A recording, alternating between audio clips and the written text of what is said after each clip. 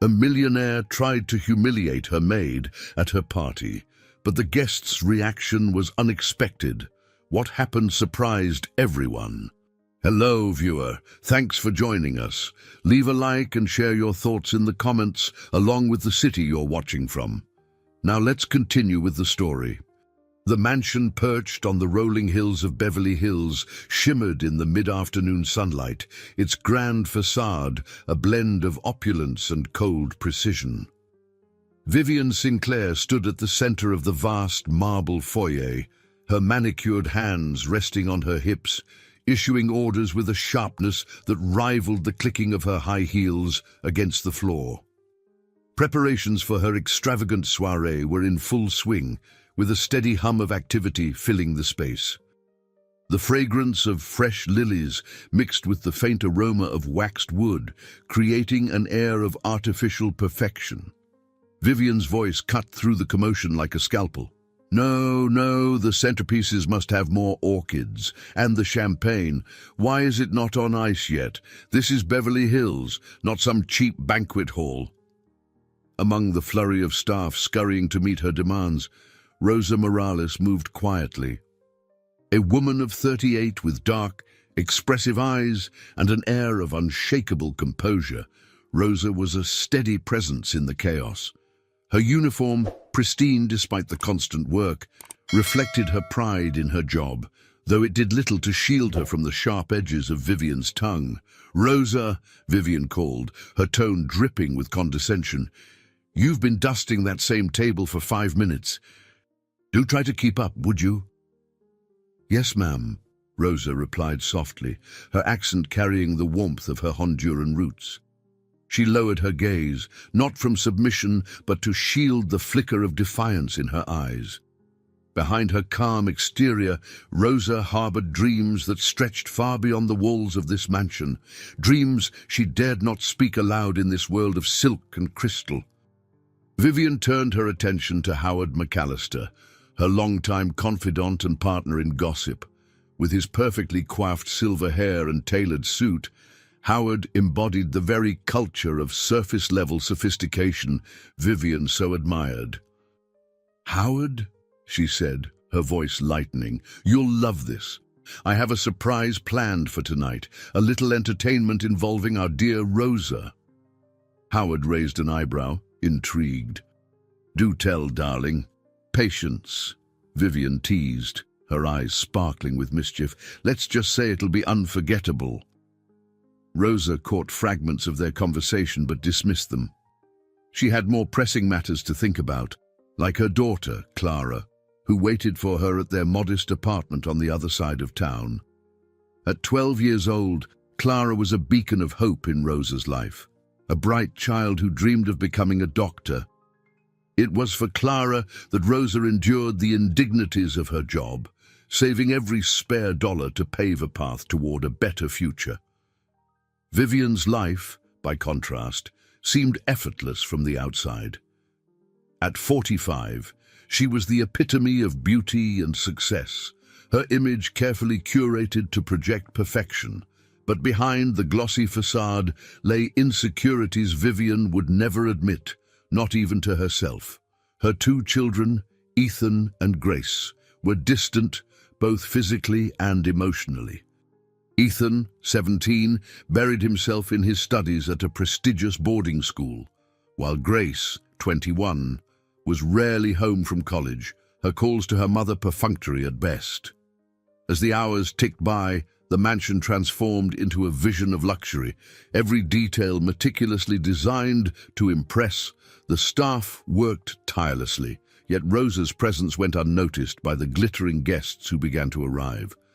Her role was that of an invisible cog in the grand machine of Vivian's world, a world where people were judged not by their character, but by their ability to dazzle. But tonight, the balance would shift.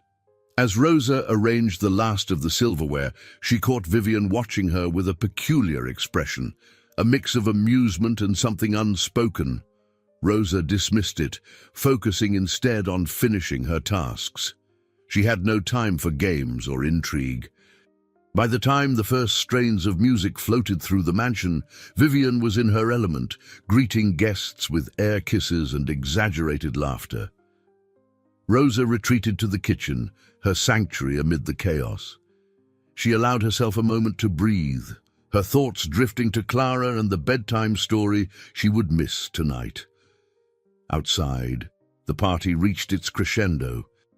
The chandelier above the grand dining table cast shimmering patterns across the room, and laughter spilled from every corner. Vivian's carefully constructed image was on full display, yet she couldn't shake a growing restlessness. Despite the grandeur, something felt hollow, as if the life she had built was little more than a gilded cage. In the kitchen, Rosa was called back to the floor. She moved through the crowd like a shadow, her presence unremarkable yet indispensable. Vivian's eyes followed her as she served drinks and cleared plates, the beginnings of her plan unfolding in her mind. Howard noticed Vivian's smirk and leaned in. "Are you going to let me in on this little surprise of yours?" "Patience, Howard," Vivian whispered, her tone edged with anticipation. "It's not quite time yet." Rosa, unaware of what the evening held, continued her work, her thoughts never straying far from Clara. She carried within her a quiet dignity, a strength forged through years of sacrifice and struggle. Tonight, she would need every ounce of it. As the clock struck 10, the air in the room seemed to shift, the energy crackling with a tension Rosa couldn't place. Vivian's gaze fixed on her, a smile that didn't reach her eyes playing at her lips. Rosa braced herself, a sense of foreboding settling in her chest. Whatever was coming, she could feel it would change everything. The mansion's grand ballroom radiated with a golden glow, the light catching the intricate details of the crystal chandeliers and bouncing off the gilded frames of towering mirrors. Guests swirled around the room like a living painting, their laughter weaving through the strains of the live string quartet. Vivian Sinclair floated among them, her emerald green gown trailing elegantly behind her. She moved with purpose, her sharp eyes scanning the room for her next moment of spectacle. In the kitchen, Rosa Morales stood at the counter, meticulously arranging hors d'oeuvres on silver trays. Her hands worked with practiced precision, but her mind was restless.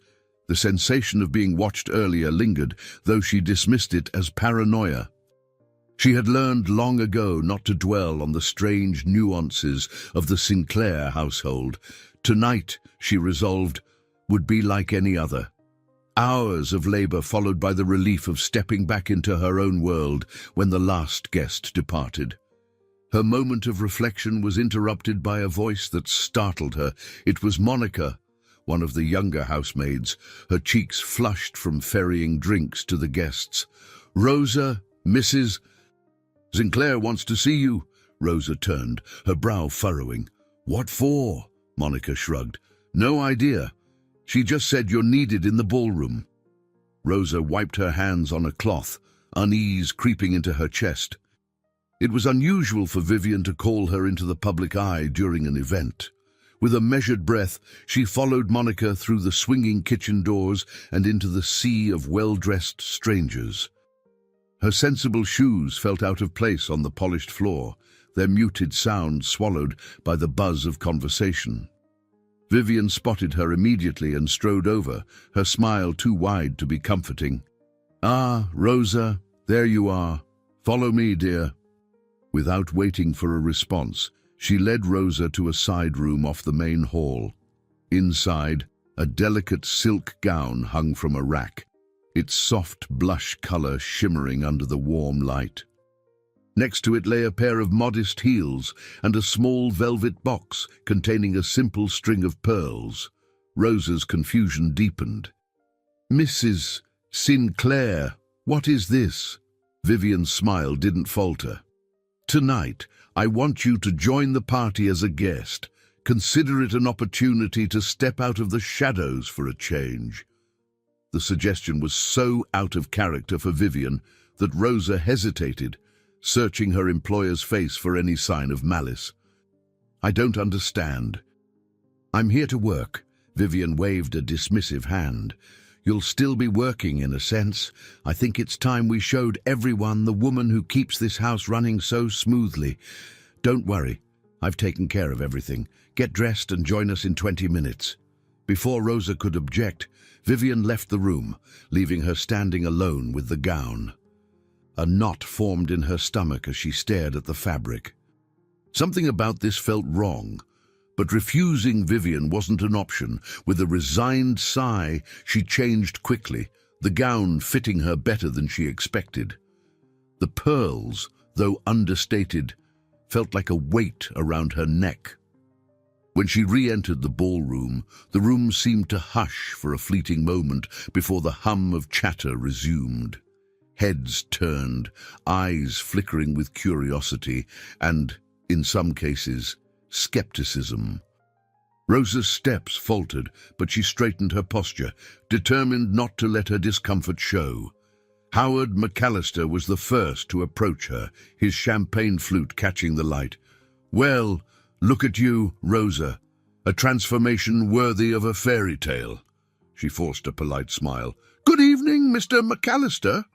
"Vivian has certainly outdone herself," he said, his tone tinged with amusement. "I imagine this is her way of experimenting."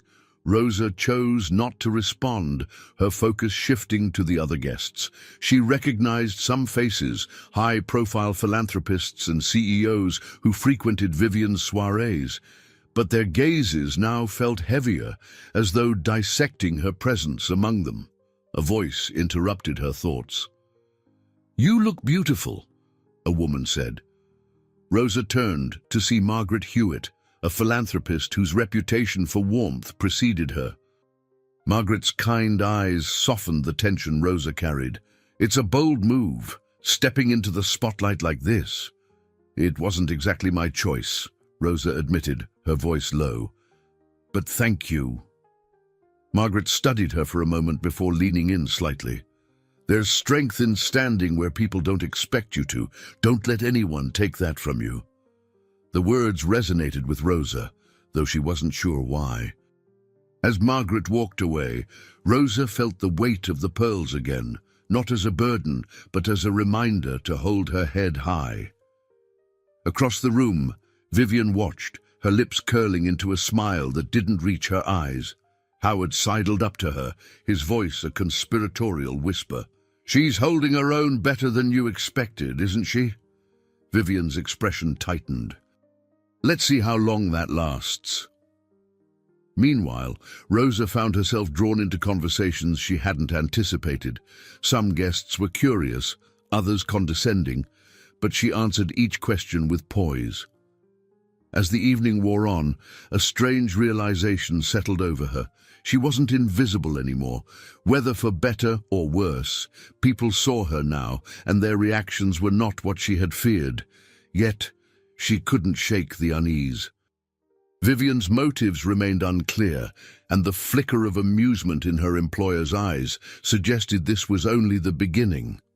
For Rosa, the night had shifted into unfamiliar territory, and she couldn't predict where it would lead. The room buzzed with conversations that dipped and rose like ocean waves, the murmur of refined voices mingling with the faint strains of the string quartet. Rosa Morales stood near the periphery, her back straight but her mind uneasy. The weight of the silk gown and pearls, though delicate, felt oppressive as she navigated this unfamiliar world. She had never meant to draw attention, and yet tonight she found herself under the scrutiny of strangers whose eyes judged her every movement. As she accepted a flute of sparkling water from a passing waiter, a woman with sharp cheekbones and a gaze that hinted at both curiosity and disdain approached. "So, you're Rosa," the woman said, her voice crisp, each word wrapped in a veneer of politeness. "Vivian's new friend." Rosa forced a polite smile, keeping her voice measured. "I work for Mrs. Sinclair." The woman's lips curved slightly, but the smile lacked warmth. "Interesting choice of words. I'm Meredith Caldwell. My husband, Richard, has spoken highly of the Sinclair parties." This is my first one. It's a pleasure to meet you, Rosa replied, her tone steady. Meredith tilted her head, studying Rosa as if searching for a flaw in a painting. Vivian has an eye for making statements, Meredith remarked, her gaze flickering to Rosa's gown. And I must say, you're quite the unexpected centerpiece. Rosa didn't flinch. Sometimes it's the unexpected that leaves a lasting impression. The woman's brows lifted slightly, surprised by the response. Before she could retort, a voice interrupted them. Meredith, darling, there you are. Margaret Hewitt, the renowned philanthropist, approached with an ease that contrasted sharply with Meredith's taut posture. Her kind eyes landed on Rosa, and she smiled warmly. Rosa, isn't it? I was just telling my husband about you. Rosa nodded, grateful for the interruption. That's kind of you, Mrs. Hewitt. Margaret, please, she corrected. Turning to Meredith, she added, I'm sure we'll see much more of Rosa. She seems to handle herself better than most of us in these rooms. Meredith's lips tightened, but she said nothing, excusing herself with a curt nod. Margaret lingered, her gaze on Rosa softening. I hope you don't mind me saying so, but you're handling this remarkably well. Rosa hesitated before speaking. I don't think I had a choice. There's always a choice, Margaret replied, her voice calm but firm. But it's the harder ones that shape us. Rosa didn't know how to respond, but Margaret's words lingered even after she walked away. She felt the conflicting weight of their truth. Choices often felt distant when survival dictated her actions. She scanned the room for Vivian and spotted her standing with Howard McAllister, her head tilted in laughter, though her eyes darted occasionally toward Rosa. A sense of unease settled deeper into Rosa's chest. Vivian's intentions remained opaque, but her amusement suggested this was all part of a larger plan. The evening dragged on, and Rosa's discomfort grew as more guests approached her. Most were polite, their questions veiled in curiosity, though a few couldn't hide their skepticism. Where did you say you're from again? One man asked, his tone teetering on the edge of condescension. Honduras, Rosa replied, her voice steady but tired. The man hummed, as though the answer confirmed something unspoken. Through it all, Rosa clung to the words of her daughter, Clara, who that morning had whispered, Mama, you're stronger than anyone knows. Clara had a way of seeing her mother's strength, even when Rosa doubted it herself. Tonight, those words were a lifeline. As the clock struck 11, Vivian finally stepped onto a small stage at the edge of the room. The chatter dimmed, and all eyes turned toward her. She held a glass of champagne, her smile radiant, but Rosa could sense the sharpness beneath it. Good evening, everyone, Vivian began, her voice smooth as silk. Thank you all for being here tonight. It's a pleasure to host such a distinguished group of friends. Her gaze swept over the crowd before landing on Rosa. Tonight is about celebrating the unexpected. We live in a world where appearances often dictate perceptions, but every now and then someone challenges that notion. Someone like Rosa. A murmur rippled through the crowd. Rosa felt her cheeks flush as every head turned toward her. She gripped her glass tightly, willing herself to remain composed. Rosa has been with us for some time now, Vivian continued, her tone light but calculated. And I thought, why not give her a chance to step out from behind the scenes? To be part of the world she works so hard to support. The words, though flattering on the surface, felt barbed. Rosa forced a smile, nodding in acknowledgement as the crowd clapped politely. Margaret Hewitt's approving gaze offered a flicker of solace, but Rosa knew this moment was not as benign as Vivian had framed it. She glanced at Howard, whose smirk betrayed that he was in on whatever game Vivian was playing.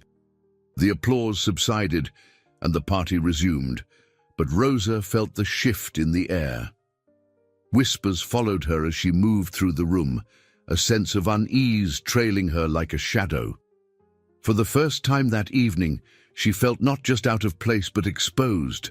Later, when the crowd began to thin, Vivian approached Rosa, her smile as polished as the diamonds at her neck. "You handled that well," she said, her tone almost approving. "I wasn't sure you'd rise to the occasion." Rosa met her gaze, her voice measured but firm. "I didn't realize there was an occasion to rise to Mrs. Sinclair." Vivian chuckled, brushing a strand of hair from her face. "Life is full of surprises, Rosa. You should know that by now." As Vivian walked away, Rosa let out a breath she hadn't realized she was holding. Whatever Vivian's intentions, tonight had planted seeds of something Rosa couldn't yet define, seeds that would inevitably grow, whether she was ready for them or not. The morning sun poured through the mansion's tall windows, casting long beams of light across the polished floors. The echoes of last night's party had faded, leaving only the faint scent of lilies and the evidence of footsteps on the gleaming surface. Rosa Morales moved silently through the foyer, a damp cloth in hand, wiping away smudges from the marble-topped table near the staircase.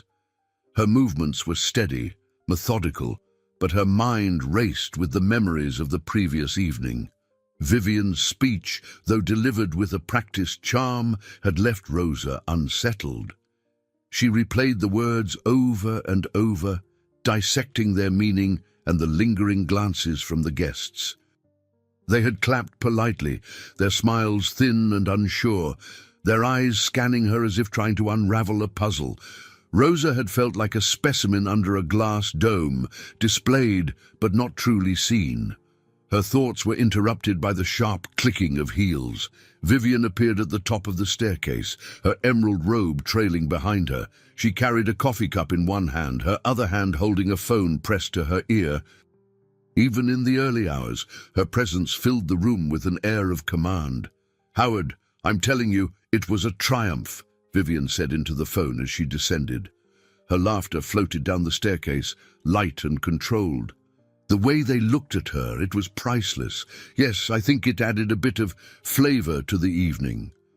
Rosa stiffened but kept her gaze on her work. She knew better than to let Vivian see her reaction, though her heart hammered in her chest. Vivian ended the call as she reached the bottom step, turning her attention to Rosa. "Good morning," she said, her tone sweet but tinged with a certain satisfaction. "I trust you slept well." Rosa straightened, folding the cloth in her hands. "Good morning, Mrs. Sinclair. I did, thank you." Vivian sipped her coffee, studying Rosa with an intensity that made her skin prickle. "You were quite the star last night," she said. "The guests couldn't stop talking about you." "I didn't mean to draw attention," Rosa replied, her voice calm. "I only did what you asked." Vivian tilted her head, her lips curving into a sly smile. "And you did it beautifully. Don't be so modest, Rosa. You have a presence that surprises people. It's, unexpected."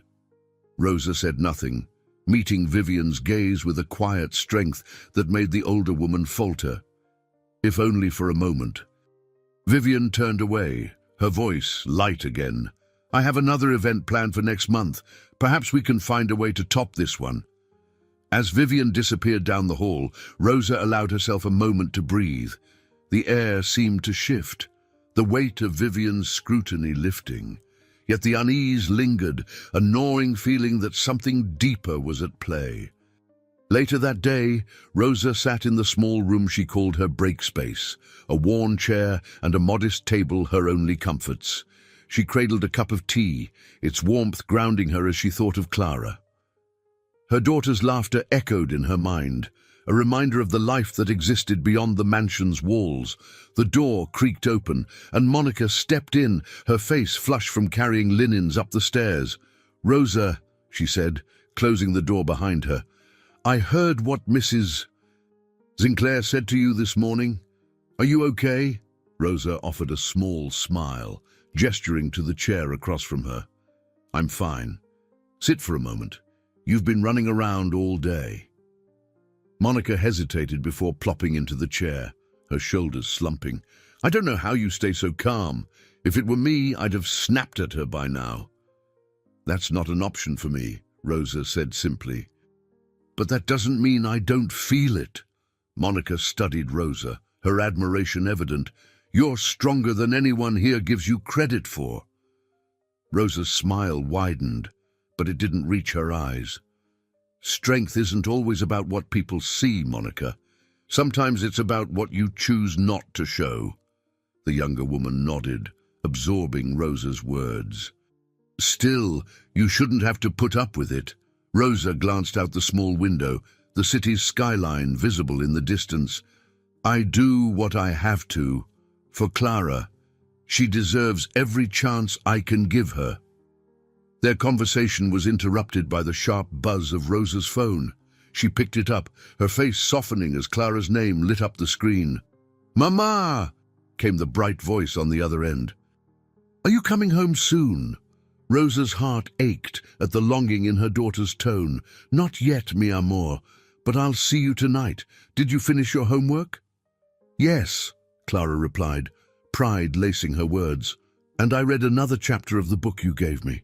Rosa closed her eyes, drawing strength from her daughter's resilience. "That's my girl. I'll bring you something sweet on my way home." When the call ended, Rosa sat in silence, the room suddenly feeling smaller. Clara was her anchor, the reason she endured nights like last night and mornings like today. It wasn't just for survival, it was for a future where her daughter wouldn't have to endure the same. By the time Rosa returned to her tasks, the mansion was bustling again, but her steps felt lighter, her resolve stronger. Vivian could play her games, but Rosa knew her worth wasn't defined by the judgments of the wealthy or the whispers of strangers. It lived in the laughter of her daughter and the quiet dignity she carried each day. For now, that was enough. The evening breeze swept gently across the manicured gardens of the Sinclair mansion, rustling the delicate petals of roses and the cascading vines that clung to the wrought-iron trellises. Rosa Morales stood on the rear patio, her hands gripping the edge of the stone railing as she stared into the distant city lights. The noise of the day had finally quieted, but her thoughts remained restless. Rosa had spent the afternoon catching fragments of whispers among the staff, some filled with sympathy, others edged with envy. Word of Vivian's calculated display during the party had spread like wildfire. Everyone had their own theory about the reason behind it, but Rosa couldn't waste time unraveling motives. What mattered most was the subtle shift it had caused in her own world. Her phone buzzed in her pocket, snapping her out of her reverie. She glanced at the screen and smiled faintly. It was Clara, sending a picture of the school project she'd been working on, a hand-drawn diagram of the human body, carefully labeled in neat handwriting. Rosa replied with a simple heart emoji, her chest tightening with pride. For all the trials she faced within these walls, Clara's ambitions made the struggle worthwhile. The sound of approaching footsteps pulled Rosa's attention back to the present. She turned to see Ethan Sinclair, Vivian's 17-year-old son, lingering near the doorway. His hands were tucked into the pockets of his blazer, his usual air of aloofness replaced with hesitation. "I didn't mean to interrupt," Ethan said, his voice softer than Rosa expected. "You're not interrupting," Rosa replied, straightening her posture. "Did you need something?" Ethan shrugged, stepping closer. I wanted to say I'm sorry about last night. I don't know what my mom was thinking." Rosa's eyes widened slightly. It was rare for anyone in the Sinclair family to acknowledge her as more than a fixture of the house. "It's not your fault," she said cautiously, "but thank you." He leaned against the railing, his gaze drifting to the garden. "She does these things, you know, puts people in situations to see how they'll react. I think she enjoys having control over everything." Rosa regarded him quietly, the vulnerability in his tone surprising her. Ethan had always seemed detached, his interactions with the staff perfunctory. Now, he looked more like a boy searching for understanding than the heir to a fortune. "She must have her reasons," Rosa said carefully, though she wasn't sure she believed it. "But I'm not sure I'll ever understand them." Ethan chuckled dryly. "Neither do I." For a moment, they stood in companionable silence, the distant hum of traffic filling the void. Then, Ethan turned to her, his expression earnest. "You handled it well, though."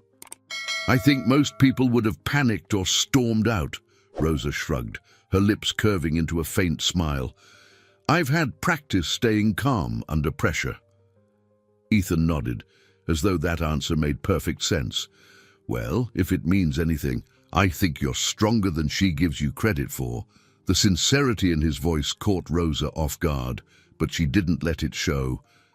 "Thank you, Ethan. That means more than you know."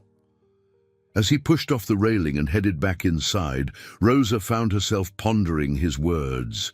Strength wasn't something she often attributed to herself, though it was something she knew she possessed. It was woven into the fabric of her being, built through years of hardship and sacrifice. But hearing it spoken aloud stirred something unfamiliar, a faint glimmer of pride. The next morning, Rosa awoke to the sound of bustling activity. The mansion was alive with preparations for yet another event, though this one seemed smaller, more intimate. The staff hurried through the halls, their faces tense with concentration. Rosa kept her head down as she worked, polishing the silver trays that would soon carry champagne and hors d'oeuvres. Vivian appeared in the kitchen, her sharp heels clicking against the tiles.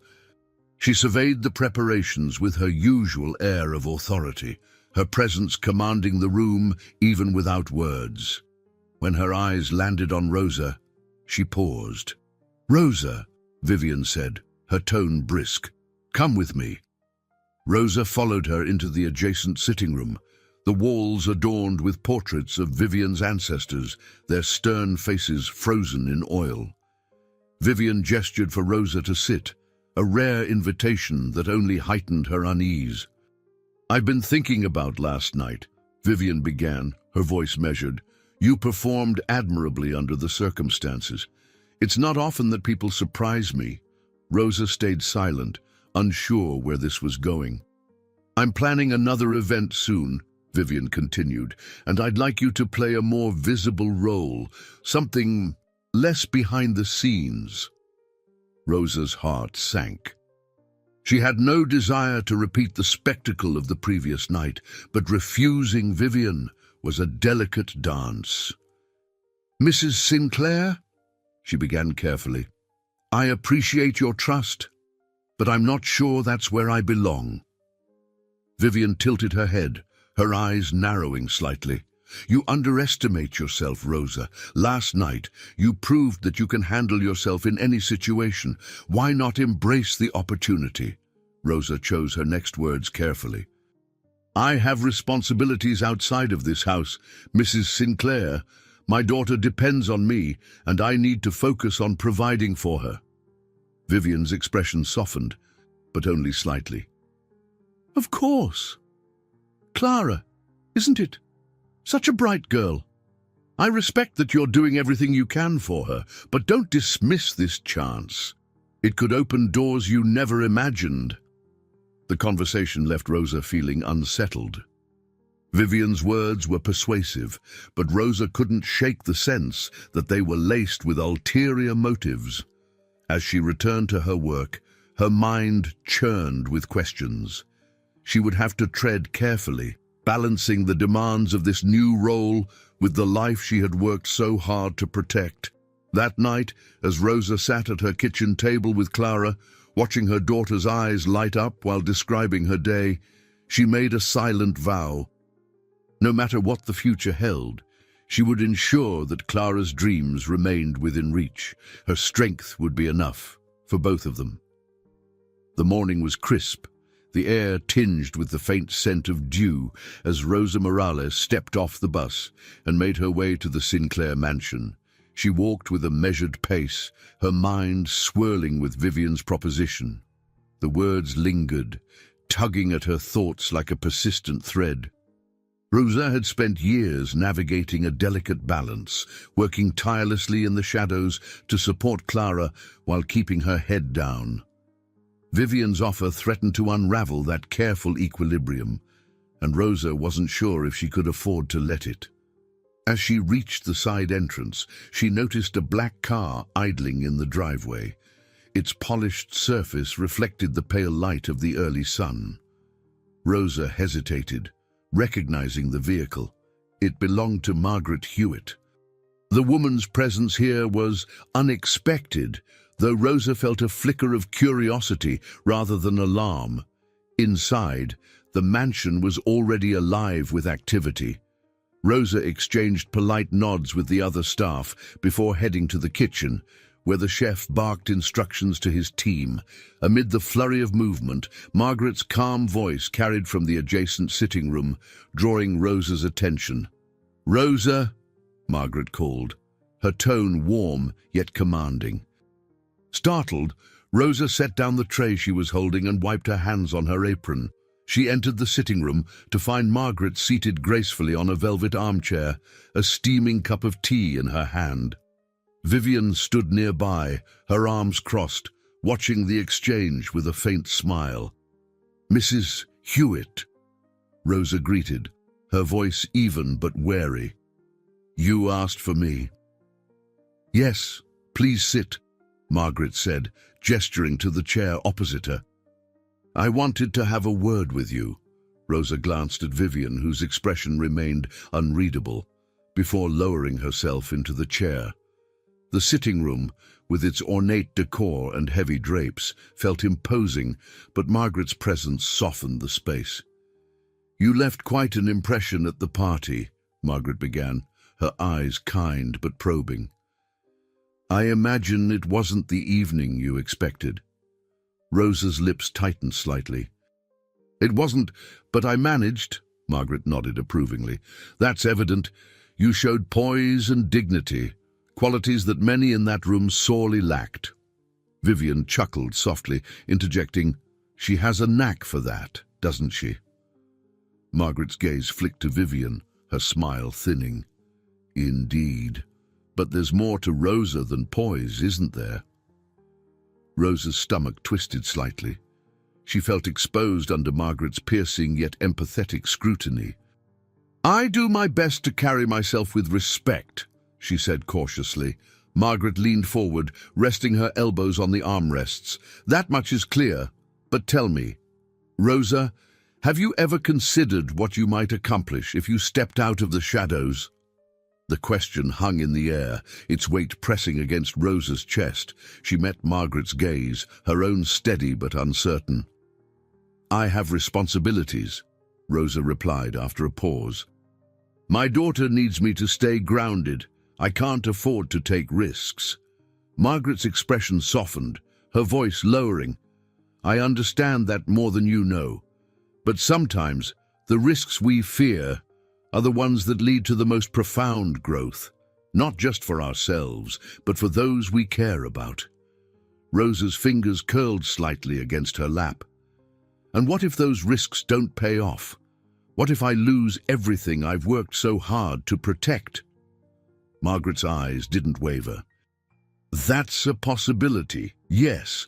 But from what I've seen, Rosa, you possess a strength and resilience that most people can only dream of. Those qualities are the foundation for taking risks and succeeding." Vivian, who had remained silent during their exchange, stepped closer. "Margaret's right," she said, her tone surprisingly free of condescension. "I wouldn't have asked you to take on a more prominent role if I didn't think you could handle it." Rosa looked between the two women, their words sinking into her like drops of water on parched earth. She wasn't accustomed to being seen as more than a worker, and the sudden attention felt both validating and overwhelming. Margaret placed her tea on the side table and leaned back, her gaze unwavering. "Think about it, Rosa. Your story, your journey, it's worth sharing. And not just for the benefit of others, but for yourself. You've spent so much time building a life for your daughter. Maybe it's time to build something for you too." Rosa remained silent, her thoughts tangled.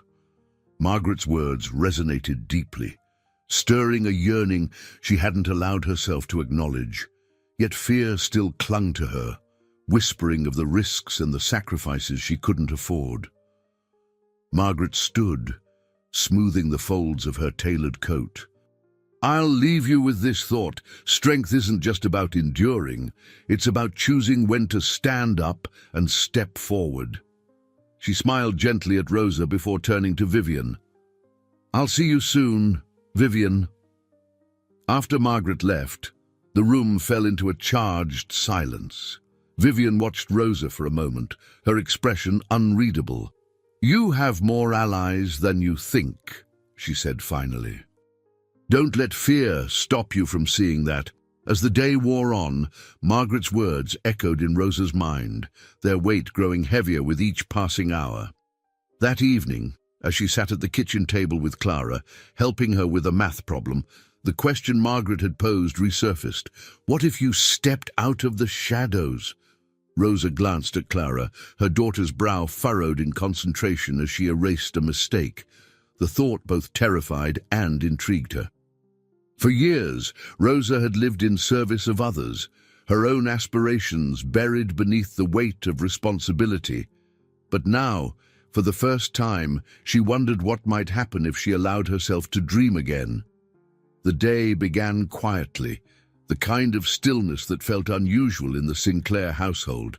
Rosa Morales had risen before dawn, as always, slipping out of her modest apartment while Clara was still asleep. The streets of her neighborhood were bathed in the faint glow of streetlights, and the bus ride to Beverly Hills had been uneventful. Yet, as Rosa walked the familiar path to the side entrance of the mansion, she sensed a change in the air. Inside, the house was unusually calm. The clatter of pots and pans in the kitchen was absent, replaced by the distant hum of a vacuum cleaner somewhere upstairs. Rosa found the quiet disconcerting, as though the house itself was holding its breath. She went to work immediately, dusting and tidying with the precision she had honed over years. Her body moved on autopilot, but her mind remained preoccupied with Margaret Hewitt's words from the previous day. Strength isn't just about enduring, it's about choosing when to stand up and step forward. The phrase had lingered, casting a shadow over her thoughts. Rosa had spent her life enduring, her strength defined by her ability to withstand hardship. But Margaret's suggestion that strength could also mean stepping out of her comfort zone felt both empowering and dangerous. Her musings were interrupted by a voice calling her name. Rosa turned to see Ethan Sinclair standing in the doorway, his usual air of detached coolness softened by a hint of curiosity. He wore casual clothes, jeans and a fitted t-shirt that made him seem younger, less like the heir to a vast fortune and more like an ordinary teenager. "Good morning, Ethan," Rosa greeted, her tone polite but guarded. "Morning," he replied, stepping into the room. He hesitated before continuing. "I was wondering if you had a minute." Rosa set down the cloth she had been using to polish a vase. "Of course." "What do you need?" Ethan scratched the back of his neck, a nervous habit Rosa had noticed before. "It's about last night, or, well, everything lately. I've been thinking a lot about what my mom did at the party." Rosa raised an eyebrow but stayed silent, encouraging him to continue. "I don't know why she does things like that," Ethan admitted, his voice tinged with frustration. "It's like she enjoys testing people, seeing how far she can push them. But with you, it didn't feel right." Rosa folded her hands in front of her, meeting his gaze with calm intensity. "Your mother has her reasons, I'm sure. Whether or not they're fair, I can't say." He nodded, though his expression remained troubled. "I just wanted you to know that not everyone here thinks like her. I know I've been distant, but I see how hard you work. And Clara, I've heard about her. She sounds incredible. The mention of Clara brought a genuine smile to Rosa's face. She's the reason I do everything I do. Ethan returned the smile, though his was tinged with sadness. It must be nice, having someone to fight for. I guess I don't really feel that with my mom or Grace. We're all just separate. Rosa's heart softened at his honesty. Family isn't always easy, she said gently. But it's never too late to change things. Ethan looked thoughtful, as though her words had struck a chord. Maybe, he said finally, I just hope I can figure it out before it's too late. As Ethan left, Rosa felt a surge of empathy for the boy. Beneath his polished exterior, he was grappling with the same questions she was, how to navigate a life that felt constrained by invisible boundaries. Later that afternoon, Rosa was called to the sitting room, where Vivian Sinclair waited with an expression that could only be described as predatory.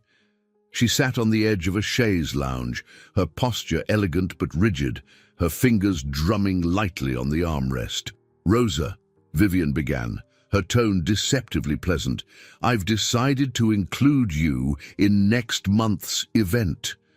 Rosa's stomach tightened. Mrs. Sinclair, I'm not sure that's... Vivian held up a hand, silencing her. Before you protest, let me explain. This won't be like the last time. I've arranged for a more curated experience. You'll represent the household staff, but in a way that highlights the human element of our lives. People adore that sort of thing. Rosa forced herself to maintain a neutral expression, though her mind raced. I appreciate your confidence in me, she said carefully, but my priority is my daughter. I can't let anything compromise that. Vivian's lips curled into a smile that didn't reach her eyes. Of course, Rosa. Everything I do is to support the people around me. Surely you see this could benefit you and Clara, if handled correctly. The subtle threat in her words wasn't lost on Rosa, but she held her ground. I'll think about it. Vivian's eyes narrowed slightly, but she said nothing more, dismissing Rosa with a wave of her hand. That evening, Rosa returned home to Clara, whose bright smile was a balm for her frayed nerves. They sat together at the kitchen table, sharing a simple meal of rice and beans while Clara described her latest school project. As Rosa listened, she felt a renewed sense of clarity. She didn't trust Vivian's motives, but Margaret's words lingered still, offering a glimmer of hope. Rosa would think about the event, not as a favor to Vivian, but as a step towards something greater. For Clara's sake, she couldn't afford to dismiss the opportunity without considering its potential. As Clara leaned against her shoulder, humming softly, Rosa made a quiet decision. She would not let fear define her. If there was a way to secure a brighter future for her daughter, she would find it, even if it meant stepping into the unknown. The following days passed in a blur of preparation. The Sinclair mansion was abuzz with activity, its staff moving in a choreographed dance to ready the house for Vivian's next event. Rosa Morales worked quietly, but with heightened awareness. Every polished surface and carefully arranged bouquet felt like a step toward the inevitable. The event loomed like a storm cloud, and with it, the promise of change she couldn't yet define. Vivian had been surprisingly restrained, offering little in the way of specifics about Rosa's role in the upcoming evening. This ambiguity left Rosa uneasy, but it also gave her time to prepare herself mentally. She kept her focus on the work and on Clara, whose infectious optimism remained Rosa's greatest source of strength. As the night of the event approached, Rosa found herself standing in front of a floor-length mirror in the mansion's staff quarters. Laid out on a nearby chair was a sleek navy blue dress, modest yet elegant, its understated design a stark contrast to the opulence of the Sinclair wardrobe. Vivian had sent it down that morning, accompanied by a note. "For the event, you'll do wonderfully." Rosa regarded the dress with suspicion. It felt like armor, a costume meant to project a version of herself she wasn't sure she recognized. But as she studied her reflection, she thought of Margaret's words and the quiet encouragement she had received from Ethan.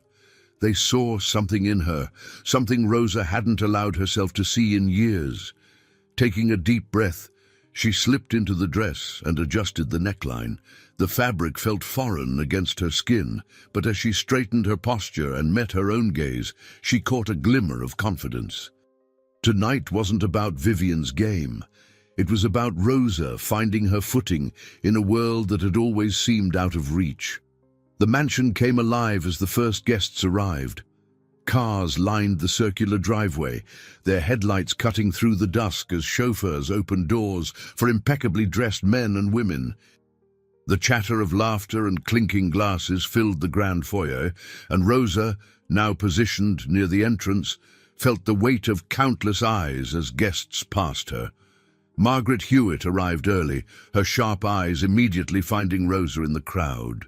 With a warm smile, she crossed the room and clasped Rosa's hands. "You look radiant," Margaret said, her voice low enough to offer privacy in the bustling space. "Remember what I told you, poise, dignity, and truth. That's all you need."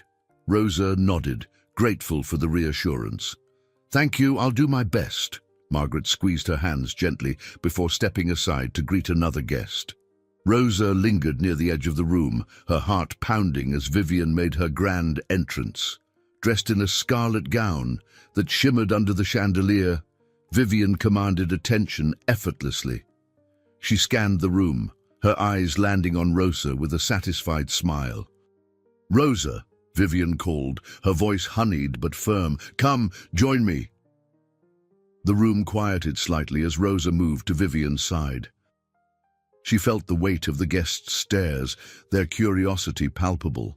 Vivian placed a hand lightly on Rosa's shoulder, her touch both reassuring and possessive. "Ladies and gentlemen," Vivian began, her voice carrying easily over the hum of the room. "Tonight, we celebrate not only our shared successes, but the incredible people who make them possible.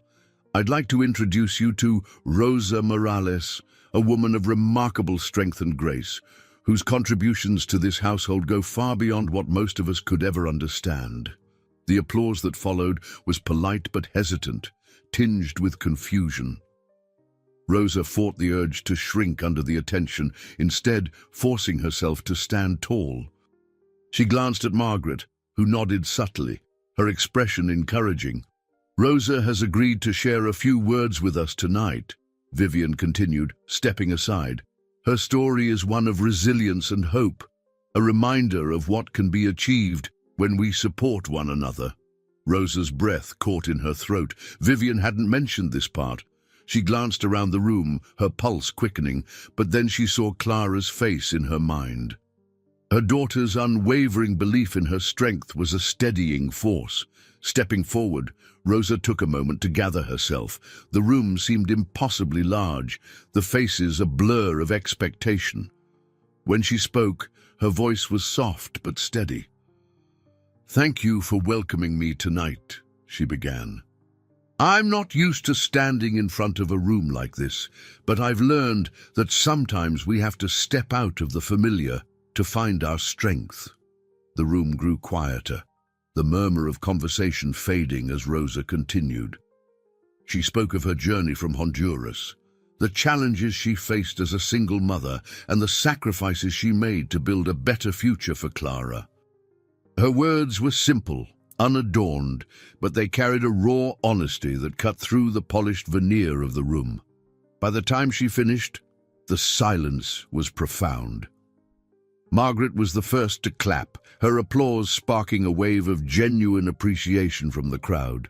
Even Vivian seemed caught off guard, her smile faltering briefly before she regained her composure. As the evening wore on, Rosa was approached by several guests who offered kind words and admiration. Margaret stayed close, her presence a comfort amid the unfamiliar territory.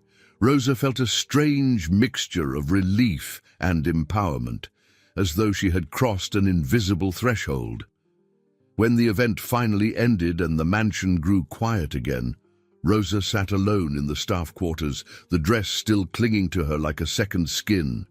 She stared at her reflection in the mirror, her mind racing with the possibilities that lay ahead. For the first time, Rosa allowed herself to hope.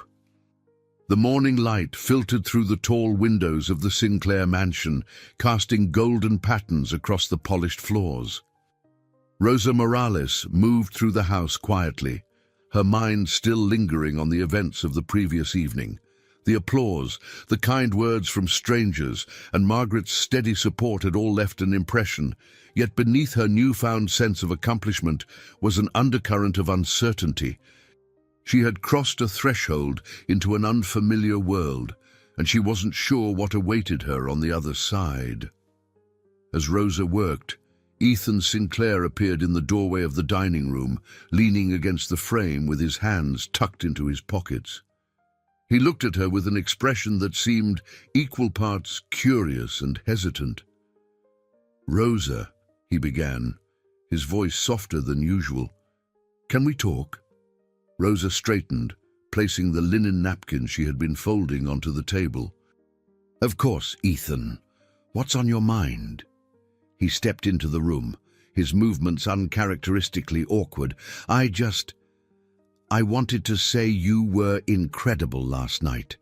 The way you spoke, the way you held yourself, it was inspiring." Rosa smiled faintly, though her eyes reflected her lingering doubts.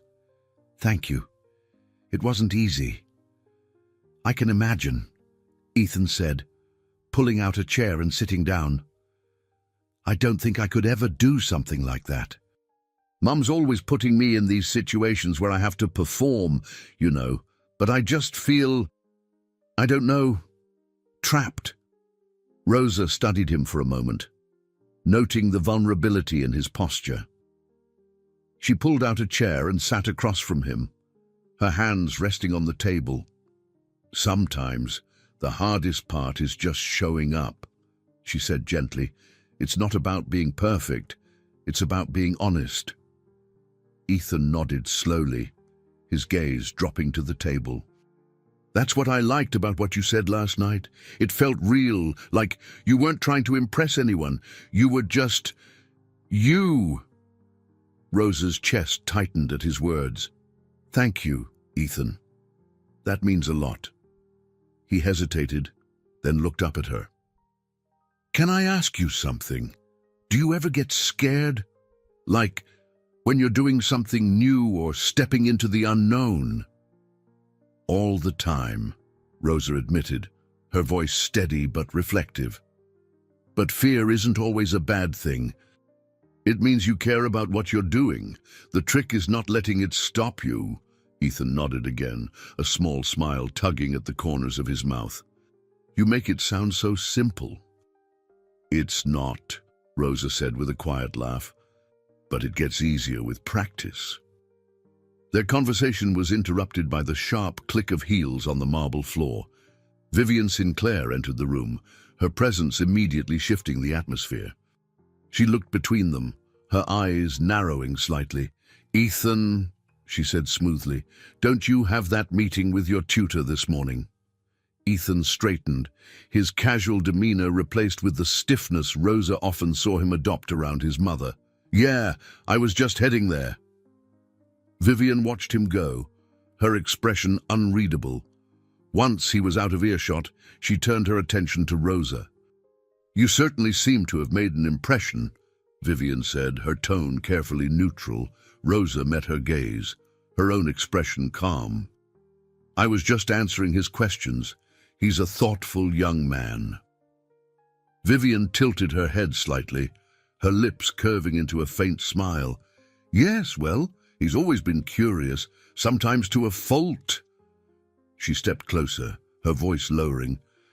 Last night went better than I expected. You handled yourself well." "Thank you," Rosa replied, her tone even. "I'm grateful for the opportunity." Vivian's smile widened, though it didn't quite reach her eyes. "Good. Let's hope you continue to meet expectations." As Vivian left the room, Rosa let out a slow breath, the tension in her shoulders easing. She had learned to navigate Vivian's sharp edges, but the encounter left her feeling as though she was balancing on a tightrope. Later that evening, Rosa returned home to Clara, who greeted her with an enthusiastic hug. The sight of her daughter's bright smile melted away the day's stress, grounding Rosa in the simplicity of their bond. "Mama, guess what?" Clara said, bouncing on her toes. "I got an A on my science test. My teacher said I might even be able to join the advanced group next semester." Rosa beamed, her pride swelling. "That's wonderful, mi amor." "I'm so proud of you." Clara grinned, then grew serious. "How was your day? Did anything exciting happen?" Rosa hesitated, unsure how much to share. "It was interesting. I talked to some new people, learned some new things." Clara tilted her head, her expression thoughtful. "Do you ever get scared, Mama, when you have to do something big?" Rosa's breath caught at the echo of Ethan's earlier question. She crouched down so they were eye level, placing her hands on Clara's shoulders. "Yes, I do, but you know what I tell myself." "What?" Clara asked, her voice soft. "That being brave doesn't mean not being scared," Rosa said. "It means doing what needs to be done, even when you are." Clara nodded solemnly, her small hands curling into Rosa's. "Then you're the bravest person I know." Rosa hugged her tightly, the weight of the day lifting as she held her daughter close. In that moment, she realized something profound. No matter what uncertainties lay ahead, she had already achieved her most important victory. She had shown Clara what it meant to face the world with strength and integrity. As they sat together on the worn couch, Clara chattering excitedly about her plans for the advanced class, Rosa allowed herself to feel a flicker of hope. Whatever challenges lay ahead, she would face them head-on, not just for Clara, but for herself. For the first time, she began to see the possibility of building a bridge between the life she had and the life she dreamed of. And in that vision, she found her courage. The Sinclair mansion hummed with activity, but not with the frenzied energy that accompanied Vivian's grand soirees. Instead, the house carried a quieter tension, the kind that preceded change. Rosa Morales moved through the halls with her usual quiet efficiency. Though she was acutely aware of the shifts in the household, Vivian seemed more watchful, her sharp eyes often landing on Rosa as though calculating her next move. Ethan, by contrast, had grown more open, seeking her out for brief but meaningful conversations. Today, Rosa found herself in the kitchen, scrubbing the silverware from the previous evening's dinner. The rhythmic sound of water and clinking metal was soothing, a welcome reprieve from the emotional undercurrents she'd been navigating. She was lost in thought when the door swung open, and Ethan entered, his presence filling the small space. "Hey, Rosa," he greeted, his voice easy but tinged with something unspoken. Rosa glanced up, offering him a polite smile. "Hello, Ethan. How are you today?" "Good, I guess," he said, leaning against the counter. "I just wanted to thank you again for talking to me the other day. It helped." "I'm glad," Rosa replied, returning her attention to the sink. "Sometimes all we need is someone to listen." Ethan hesitated, then said, "Do you think people can change? Like, really change?" Rosa paused, her hands still submerged in the soapy water. She turned to face him, her expression thoughtful. "I think people can change if they want to. But it takes effort and time." Ethan nodded, his brow furrowed. "I've been thinking a lot about my mom. She's complicated. I know she loves me and Grace, But sometimes it feels like she cares more about what people think than about us. Rosa chose her words carefully. Your mother has lived a life that's very different from yours. Sometimes people get caught up in the expectations placed on them, and they lose sight of what really matters. Do you think she'll ever see it? Ethan asked, his voice quiet. I think she could, Rosa said gently. But it might take someone to help her see things differently. Ethan's gaze softened, and he nodded slowly. Thanks, Rosa. You always seem to know the right thing to say. Before she could respond, the kitchen door opened again, this time admitting Grace Sinclair. Her arrival was a surprise. Grace was rarely home, preferring the independence of her college life. She wore a tailored blazer over jeans, her posture confident but her expression wary. Am I interrupting something? Grace asked, her tone casual but edged with curiosity.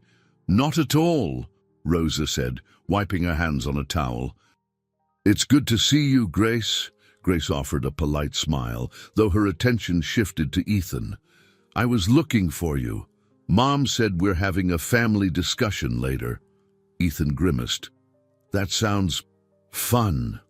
Grace rolled her eyes. It's probably another lecture about legacy and responsibility. I swear, sometimes I think she forgets we're people and not just extensions of her. Rosa sensed the undercurrent of frustration in Grace's words and decided to steer the conversation. Your mother has high expectations. It can be hard to live up to them, Grace snorted. That's an understatement, but you seem to handle her better than we do. Rosa's lips curved into a faint smile. I've had practice. The siblings exchanged a glance, a silent understanding passing between them. Rosa felt a flicker of hope as she watched them. Perhaps they were closer than they realized, bound by their shared experiences with their mother's formidable personality. As Grace and Ethan left the kitchen, Rosa returned to her work, her thoughts lingering on their conversation. She could see the cracks forming in the carefully constructed world Vivian had built, and she wondered how long it would take for them to widen. Later that evening, as Rosa prepared to leave for the day, Margaret Hewitt appeared in the doorway of the staff quarters. The older woman's presence was as steadying as ever, her kind eyes crinkling with a smile as she approached. Rosa, Margaret said warmly, do you have a moment? Of course, Mrs. Hewitt, Rosa replied, setting down her bag. Margaret gestured for Rosa to sit beside her on the worn couch. I've been thinking about what you said at the event, your story. It struck a chord with a lot of people, including me. Rosa's cheeks flushed. I only spoke from my heart, and that's why it resonated, Margaret said firmly. People are drawn to authenticity, Rosa. You have a gift for connecting with others, even when you don't realize it. Rosa looked down, her fingers twisting together. I'm not sure what to do with that gift. Margaret placed a hand on hers, the gesture both gentle and grounding. You don't have to have all the answers right now. But I want you to know that if you ever want to take that next step, to use your voice for something bigger, I'll be here to support you. The sincerity in Margaret's voice brought tears to Rosa's eyes. She nodded, her voice thick with emotion. Thank you. That means more than I can say. As Margaret left, Rosa sat in the quiet of the room, the weight of her words sinking in. She had spent so long focusing on survival that she hadn't dared to dream of something more. But now, with the encouragement of people like Margaret, Ethan, and even Grace, she began to wonder if she could build a bridge to a life she had once thought unreachable. The thought was both terrifying and exhilarating, and for the first time, Rosa allowed herself to believe that she might be capable of crossing it. The Sinclair mansion was unusually quiet for an evening. The usual hum of social chatter and clinking glasses was absent, replaced by the faint ticking of the grandfather clock in the foyer. Rosa Morales moved through the dimly lit corridors, her footsteps soft on the carpeted floors. She carried a tray of tea toward the sitting room, where Vivian Sinclair had summoned her for what she cryptically called a brief conversation. Rosa's mind was a careful swirl of thoughts. The last few weeks had been a whirlwind, moments of empowerment clashing with moments of uncertainty. Her growing bond with Ethan and Grace, Margaret's unwavering support, and even Vivian's peculiar mix of manipulation and opportunity had created an intricate web she was still learning to navigate. When Rosa entered the sitting room, she found Vivian standing near the window, her silhouette framed by the glow of the city lights outside. She looked striking, as always, her tailored dress hugging her form, her posture exuding control. Rosa set the tray on a side table, her movements deliberate, and waited. Vivian turned, her sharp gaze locking onto Rosa. "Sit," she said, gesturing to the armchair across from her. Rosa complied, folding her hands in her lap. The silence stretched, taut and expectant, until Vivian finally spoke. "You've been busier lately." "I've been doing my job, Mrs. Sinclair," Rosa replied evenly, though she sensed the accusation beneath Vivian's words. "Yes, but you've also been building connections," Vivian said, her voice smooth but laced with steel. "With Margaret, with my children, even with some of my guests. Tell me, Rosa, what exactly are you hoping to achieve?" Rosa's pulse quickened, but she kept her expression calm.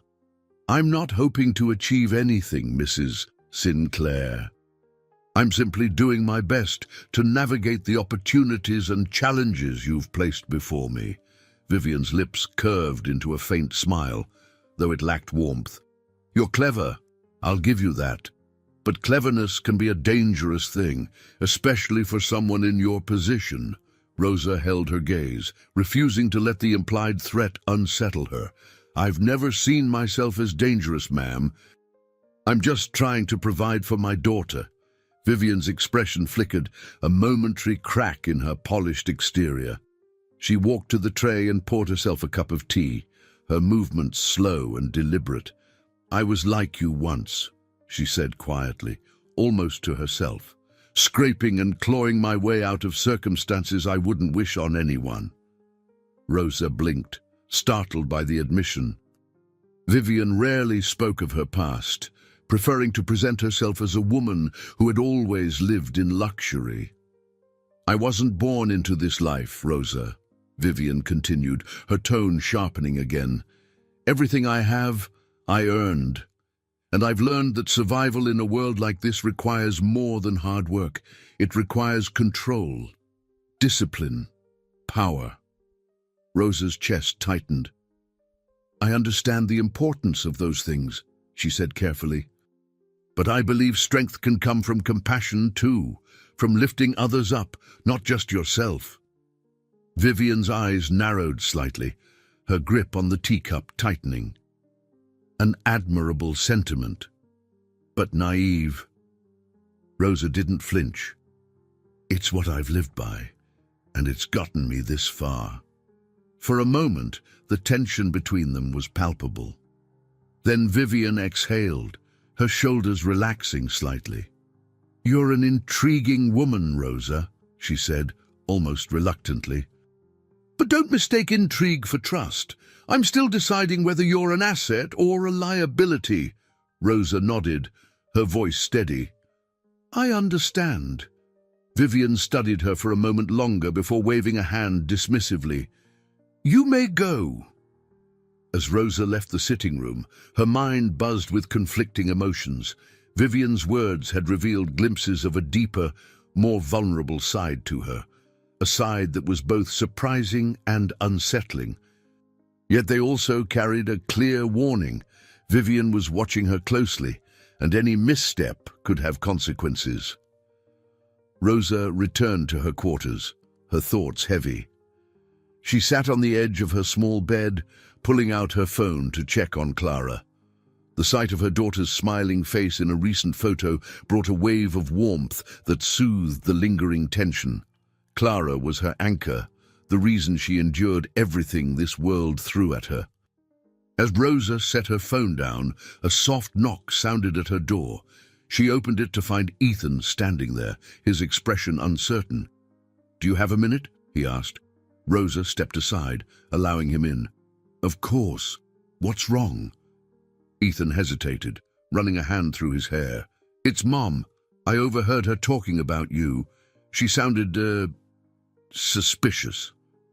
Rosa's stomach twisted, though she kept her voice calm. "What did she say?" "She thinks you're positioning yourself, like you're trying to take something from her." He sighed, his frustration evident. "I tried to tell her that's not who you are, but she wouldn't listen." Rosa placed a reassuring hand on his arm. "Thank you for standing up for me, Ethan, but your mother is complicated. She's lived her life a certain way for so long that it's hard for her to see things differently." "I just don't want her to hurt you," Ethan said, his voice low. "You've been nothing but kind to me and Grace. You don't deserve this." Rosa's chest tightened, a mixture of gratitude and protectiveness swelling within her. "I appreciate that, Ethan. But don't worry about me. I've faced worse than this. I'll handle your mother." He nodded reluctantly, his shoulders relaxing slightly. "If you ever need someone to talk to, I'm here.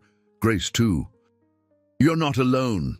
The sincerity in his words brought tears to Rosa's eyes, though she blinked them back.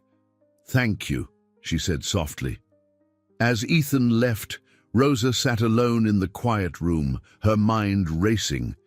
Vivian's suspicion was a shadow she couldn't ignore, but the support of Ethan, Grace, and Margaret was a light that pierced through it. Rosa knew the road ahead would be fraught with challenges, but for the first time, she felt truly prepared to face them. The Sinclair mansion was a storm of activity again, with the upcoming charity gala dominating every waking moment. Vivian had delegated tasks with her usual precision, her clipped instructions carrying an edge sharper than usual. Rosa Morales, as always, worked quietly in the background, yet she couldn't escape the weight of Vivian's gaze whenever they crossed paths. The events of their last conversation replayed in Rosa's mind as she polished the glassware in the dining room. Vivian's guarded vulnerability, her veiled warnings, and Ethan's earnest support had left Rosa navigating a delicate balance. The unspoken question lingered: how long could she keep her footing in a world where even kindness seemed like a calculated risk? As Rosa worked, Grace Sinclair entered the room. Unlike her brother, Grace carried herself with a composed elegance that hinted at her mother's influence.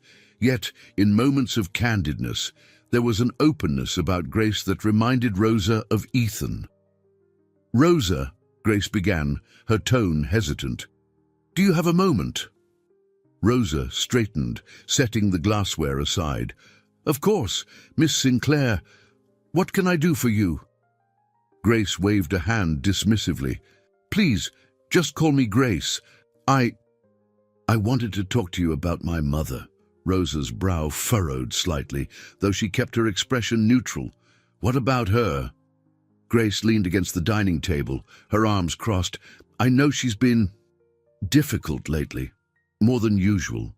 She's been in this strange mood, and I think it's because of you." Rosa's heart skipped a beat. "Because of me?" Grace nodded. "I think she's threatened by you in a way. You've done something most people can't. You've gotten people to see beyond her carefully constructed image, and that scares her." Rosa felt a pang of unease, but also a flicker of curiosity. "Why would she feel threatened by me? I'm just doing my job." Grace smiled faintly. "That's just it. You're not just anything. You're more genuine, more real than most people in her life. It's not something she knows how to deal with." Rosa shook her head slightly. "I'm not trying to compete with her, Grace. I don't want her life or her position. I just want to do my work and give my daughter a better future." "I know that," Grace said softly. "But my mother, she doesn't see the world the way you do. She sees everything as a game, and everyone's a potential rival, Rosa sighed, her hands resting on the edge of the table. I don't want to play her games, but I also can't ignore her. She has a way of pulling people into her orbit. Grace tilted her head, studying Rosa.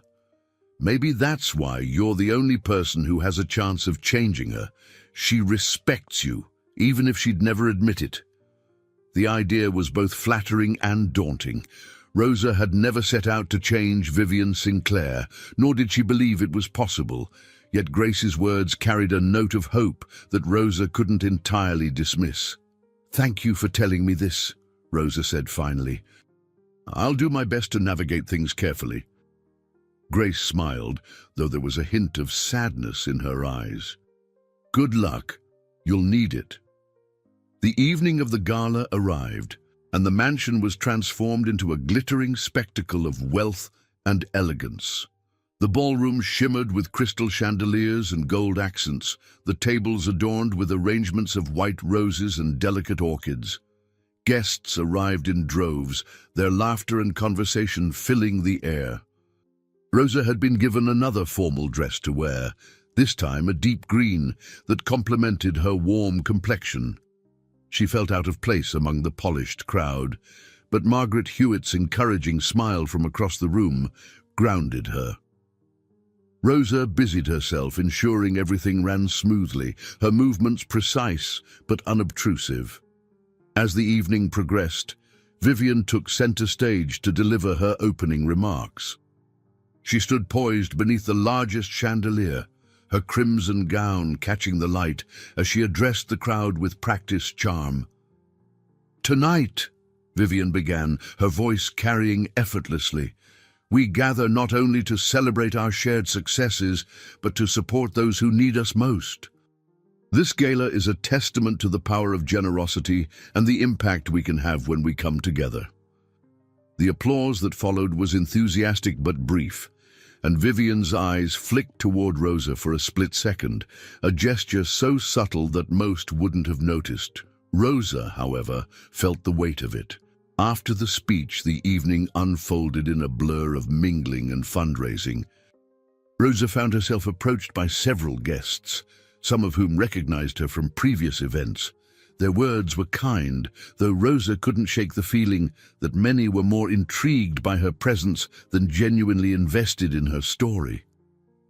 Near the end of the evening, Rosa stepped out onto the terrace for a moment of reprieve. The cool night air was a welcome contrast to the heat of the ballroom, and she leaned against the railing, staring out at the city lights. "Escaping the chaos," a voice said behind her. Rosa turned to see Ethan, his tie loosened, his expression easygoing. She smiled faintly, "Just catching my breath."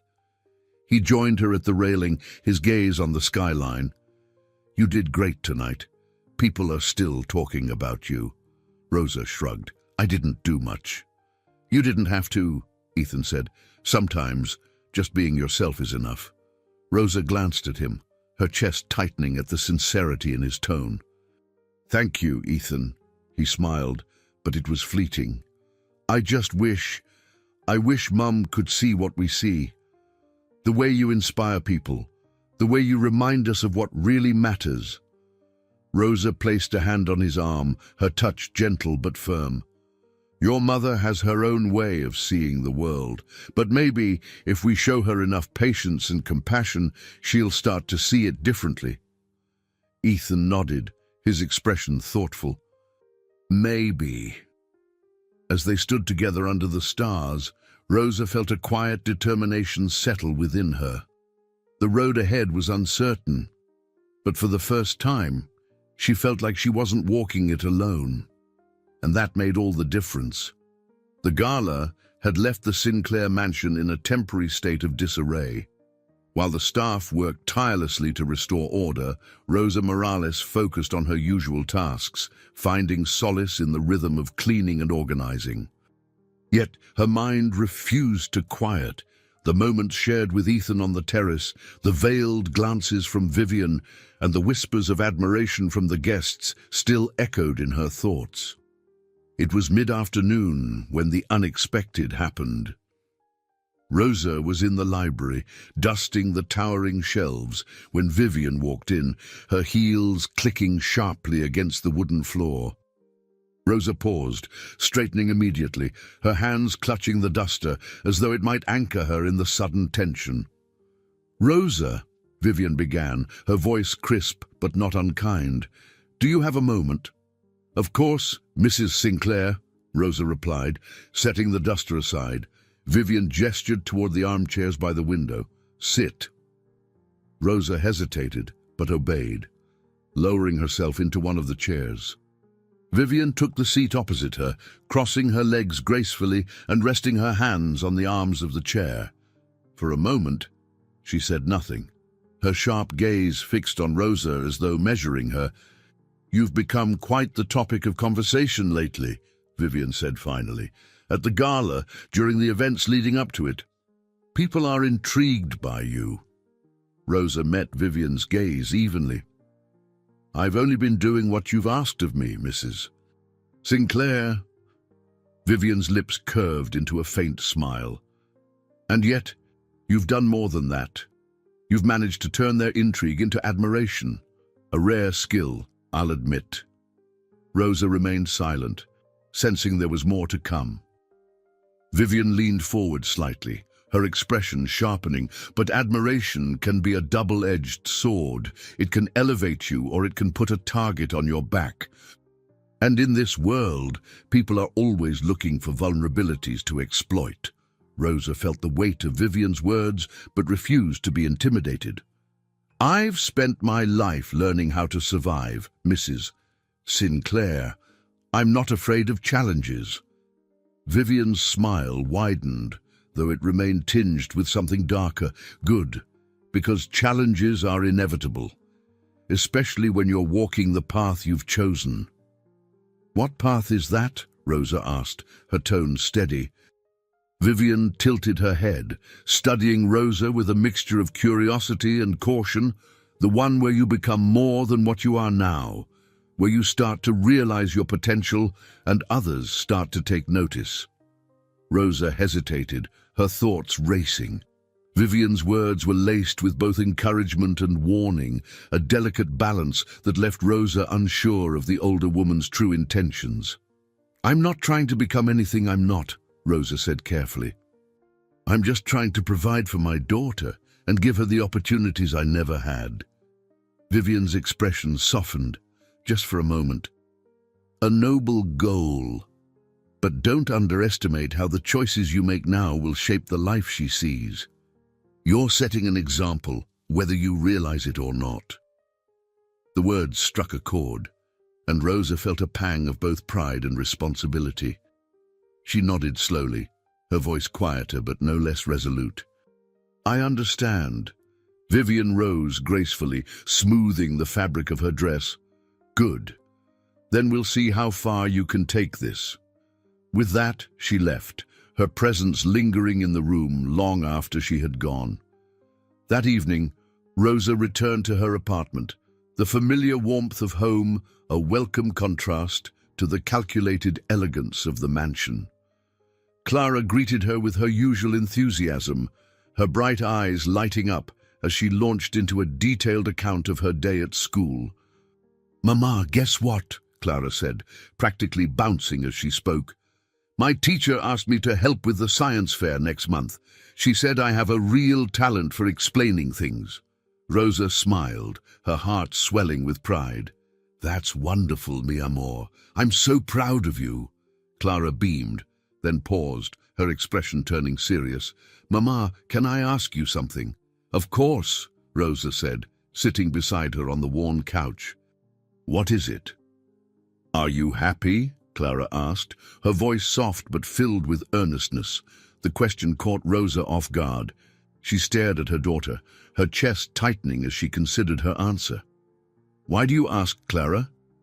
Clara shrugged, though her eyes remained focused on her mother. "You've been working so hard, and I want to make sure you're okay." Rosa reached out, pulling Clara into a gentle embrace. "I'm happy when I'm with you," she said honestly. "You're the reason I keep going." "But what about you?" Clara pressed. "What makes you happy, besides me?" The question lingered, heavy and unspoken, as Rosa held her daughter close.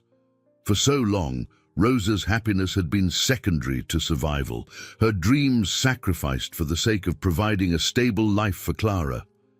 Yet, in that moment, Rosa realized something profound. Her happiness mattered, too.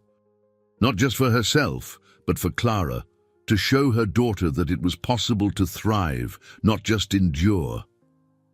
"I think I'm still figuring that out," Rosa admitted, her voice soft but steady. "But I promise, I'm working on it." Clara nodded against her shoulder, her small arms tightening around Rosa. "I love you, Mama." "I love you too, mi amor," Rosa whispered, her resolve solidifying. As they sat together in the quiet of their home, Rosa felt a newfound clarity. Vivian's words, though shrouded in ambiguity, had sparked something within her. The path ahead was uncertain, but Rosa knew one thing for sure. She would walk it with courage, for herself and for Clara. It wasn't just about survival anymore. It was about finding a way to truly live.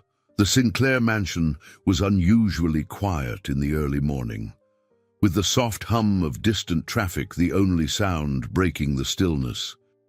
Rosa Morales walked through the empty halls, her shoes making barely a whisper against the polished wood floors. She felt the familiar weight of her duties, yet her mind buzzed with something more, an inexplicable energy that came from the realization she had shared with Clara the night before. Today felt different. There was a resolve in Rosa's step, a determination that filled the spaces where self-doubt had once lived. She was still Rosa, a mother and a worker, but she was also a woman, beginning to see the value in her own voice and ambitions. Her first task of the morning took her to the library, where she was tasked with reorganizing some of the rare books that Vivian insisted on displaying but never read. Rosa had barely begun when the door creaked open and Ethan entered, his hair disheveled and his tie loosely knotted. He carried a cup of coffee, the steam curling upward.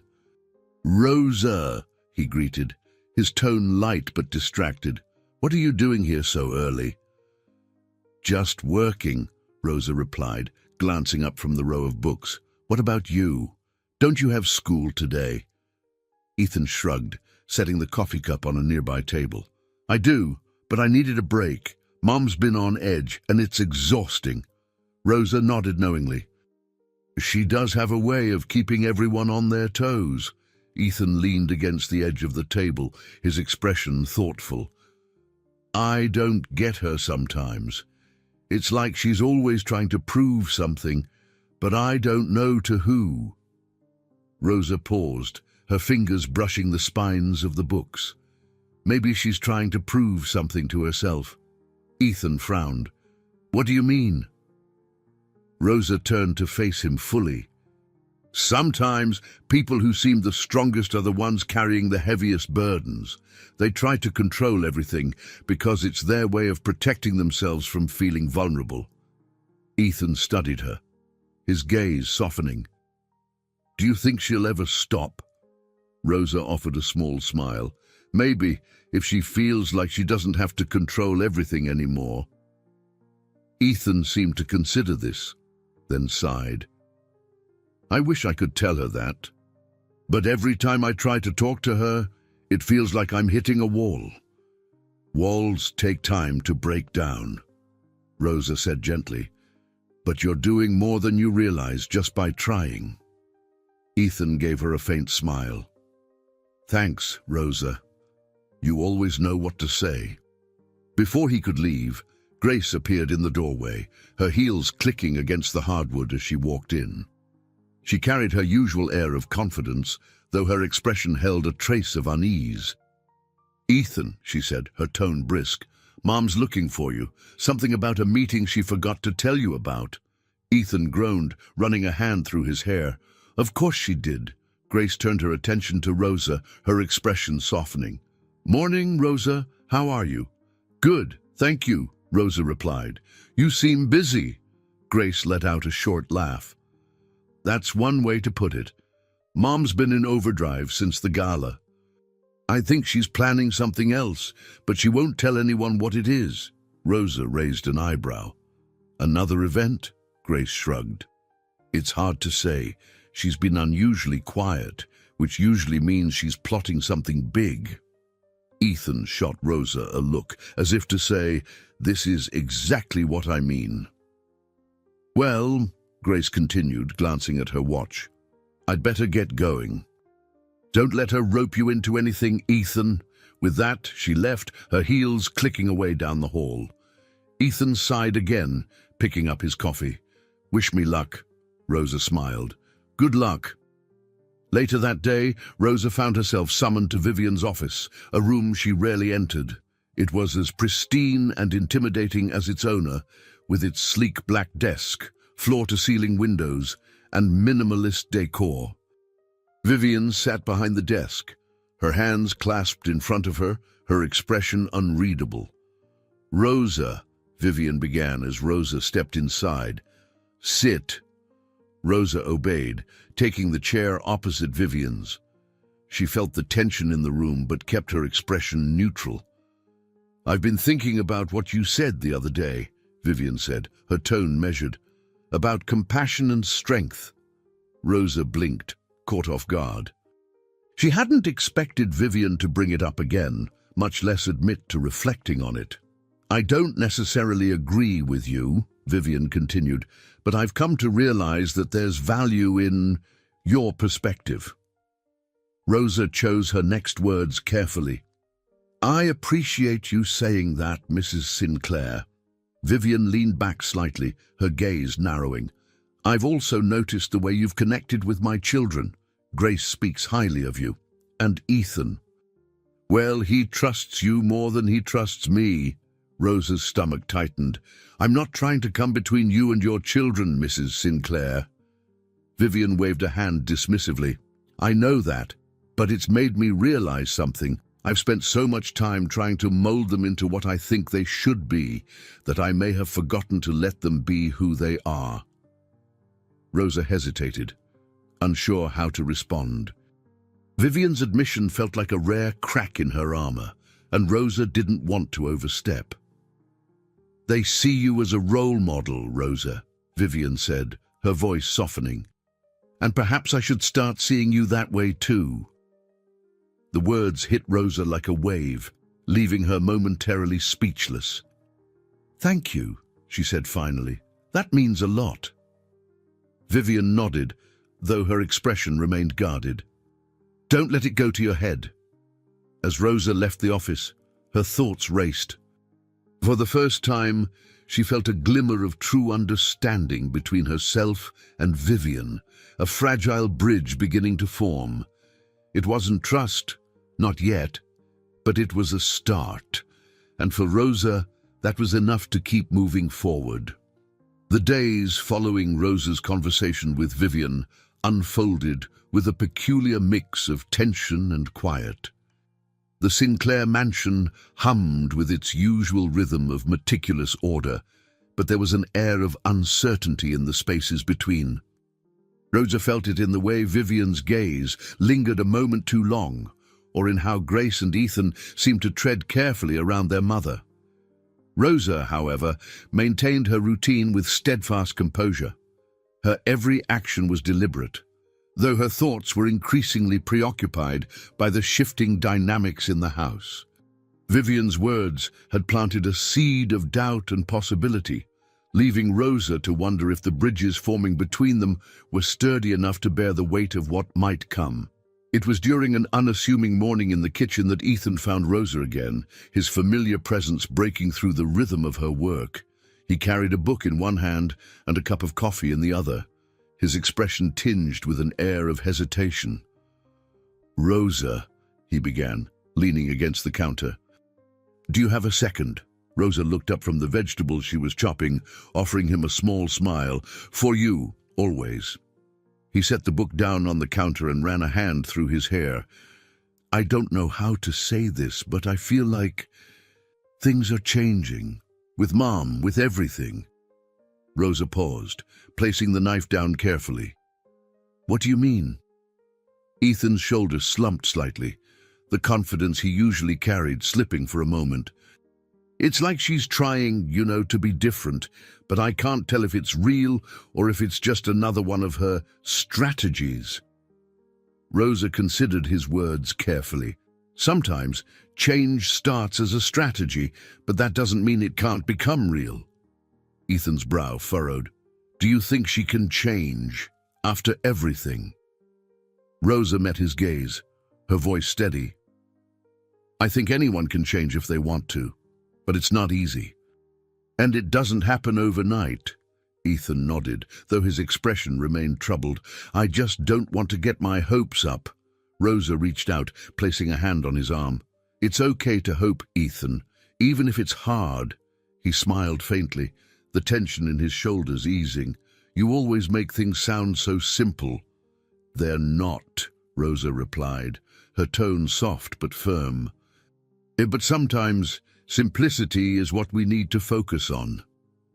Before Ethan could respond, Grace appeared in the doorway, her heels clicking softly against the tiled floor.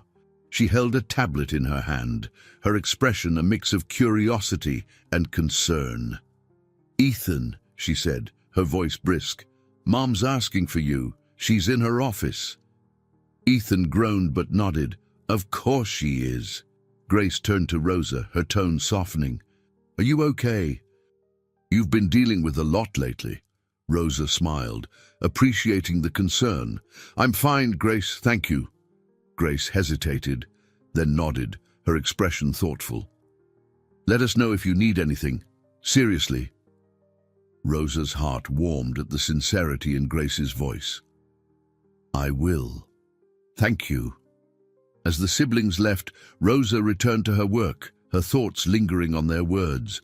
The growing bond between her and the Sinclair children was both comforting and complicated.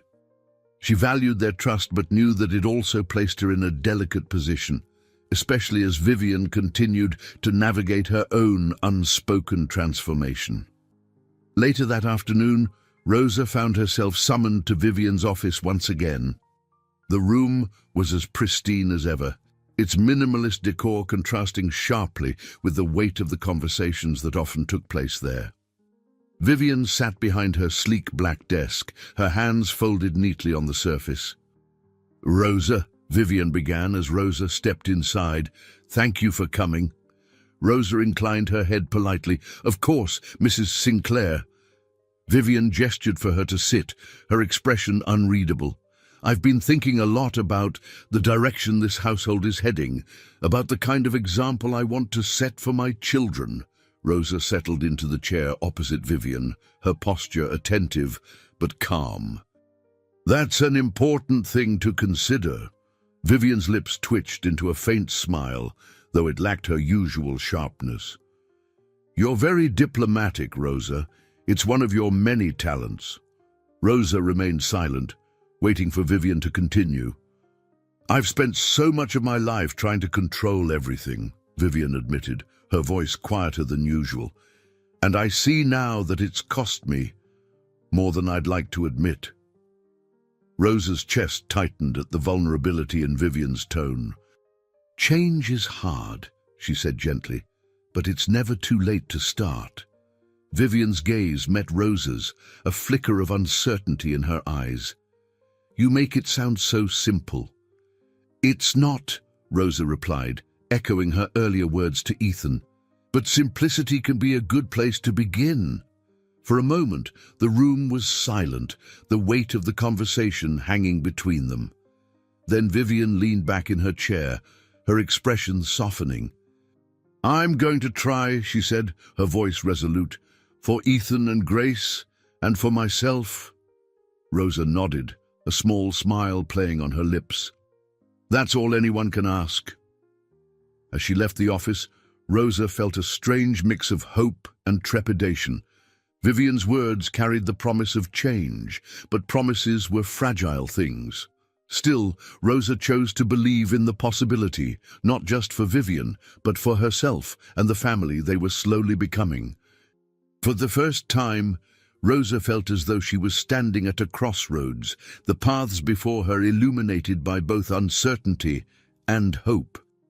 And in that moment, she realized she was ready to take the next step, whatever it might be. The days after Rosa's conversation with Vivian passed with a strange calm that felt more like the quiet before a storm. The Sinclair mansion carried on as usual, but beneath the surface, there was an undercurrent of unease. Rosa Morales could feel it in the way the staff moved with heightened vigilance, in the sharpness of Vivian's commands, and in the subdued tones of Grace and Ethan's conversations. It was a late afternoon when Rosa found herself in the expansive garden behind the mansion, trimming back the overgrown lavender bushes. The repetitive motion of the shears in her hands helped calm her restless thoughts. The crisp scent of freshly cut lavender mixed with the faint hum of bees flitting from flower to flower, offering a rare moment of peace. She wasn't alone for long. Ethan approached, his hands in his pockets, his usual easygoing demeanor tempered by something heavier. Rosa glanced up as he stopped a few feet away, his gaze scanning the garden before landing on her. "Need some help?" he asked, his tone light but his eyes serious. Rosa smiled faintly, gesturing toward a pair of gloves resting on the stone bench. "If you're offering, I won't say no." Ethan slid on the gloves and took the shears she handed him, moving to the opposite side of the bush. For a while, they worked in silence, the snip of the blades filling the air.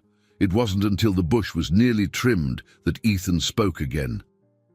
"I think Mum's actually trying," he said, his voice hesitant. "She's been different lately, quieter, like she's thinking about something big." Rosa glanced at him, her hands still. "That's a good thing, isn't it?" Ethan shrugged, a frown tugging at his lips. "I don't know. It's hard to trust. Every time I've gotten my hopes up, she's let me down." Rosa set the shears aside, her gaze steady on Ethan. "People don't change overnight, Ethan. It's a process, and sometimes it takes a long time to see the results." Ethan looked down, his jaw tightening. "Yeah, but what if the change isn't real? What if it's just another way for her to control things?" "That's a possibility," Rosa admitted, "but you won't know unless you give her a chance." He sighed, his shoulders slumping. "It's hard to believe in her when she's spent so much of her life trying to be someone else." Rosa placed a gentle hand on his arm, her voice soft but firm. "Belief isn't easy. But if you want her to change, you have to show her that you believe she can. It's a two-way street." Ethan nodded, though his expression remained conflicted. "I'll try. I just don't want to get hurt again." As Ethan returned to the house, Rosa watched him go, her heart heavy with the weight of his words. She knew all too well the pain of broken trust, the difficulty of rebuilding a connection when the foundation had been shaken. Yet she also knew that healing required patience and a willingness to take risks. That evening, the tension in the Sinclair household reached a quiet peak. Rosa had just finished tidying the living room when Grace appeared, her face set in a rare expression of unease. "Rosa," Grace said, her voice low, "do you have a moment?" Rosa nodded, setting the throw pillow she had been arranging back in place. "Of course." "What's on your mind?" Grace hesitated, her arms crossed as though bracing herself. "It's about Mom. She's been different lately, and I don't know if it's good or bad." Rosa gestured for her to sit on the couch, taking the seat across from her. "What makes you say that?" "She's been talking about making changes," Grace said, her voice tinged with disbelief.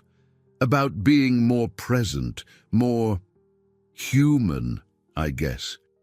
But it feels so out of character. Like she's trying to convince herself more than anyone else." Rosa studied Grace's face, noting the mixture of hope and skepticism in her eyes. "Change is hard," Rosa said gently, "and for someone like your mother, who's built her life on control, it can feel almost impossible, but it sounds like she's trying." Grace leaned back, letting out a humorless laugh. "Trying. That's new for her. Maybe she's realizing that the way she's been living isn't sustainable," Rosa suggested. "Maybe she's ready to find something more meaningful." Grace shook her head, her expression softening. "I want to believe that. I really do. But it's hard to forget everything that's come before." "You don't have to forget," Rosa said. "But forgiveness isn't about forgetting. It's about letting go of the weight that's holding you down." Grace looked at Rosa, her gaze lingering. "How do you do it? Stay so calm, so hopeful?" Rosa smiled faintly. "I've had a lot of practice, and I've learned that hope is a choice. It's not always easy, but it's worth it." Grace nodded slowly, a small smile breaking through her worry. "You're amazing, Rosa. I don't know how this house functioned before you came along." Rosa chuckled softly, shaking her head. "I'm just doing my best." As Grace left the room, Rosa felt a sense of quiet resolve settle over her. The Sinclair family was at a crossroads, and she was beginning to see how much her presence mattered, not just as a caretaker, but as a catalyst for something greater. Whether or not Vivian's transformation was genuine, Rosa knew she had a role to play in helping this family find its way. For the first time, she allowed herself to believe that her efforts were making a difference, and that belief, fragile but real, gave her the strength to keep moving forward. The late afternoon sun streamed through the Sinclair mansion's grand windows, casting long golden rays across the polished floors. Rosa Morales stood in the kitchen, organizing the fresh produce delivered earlier that day. Her hands moved with practiced efficiency, yet her thoughts drifted to the quiet exchanges she'd had with Grace and Ethan over the past few days.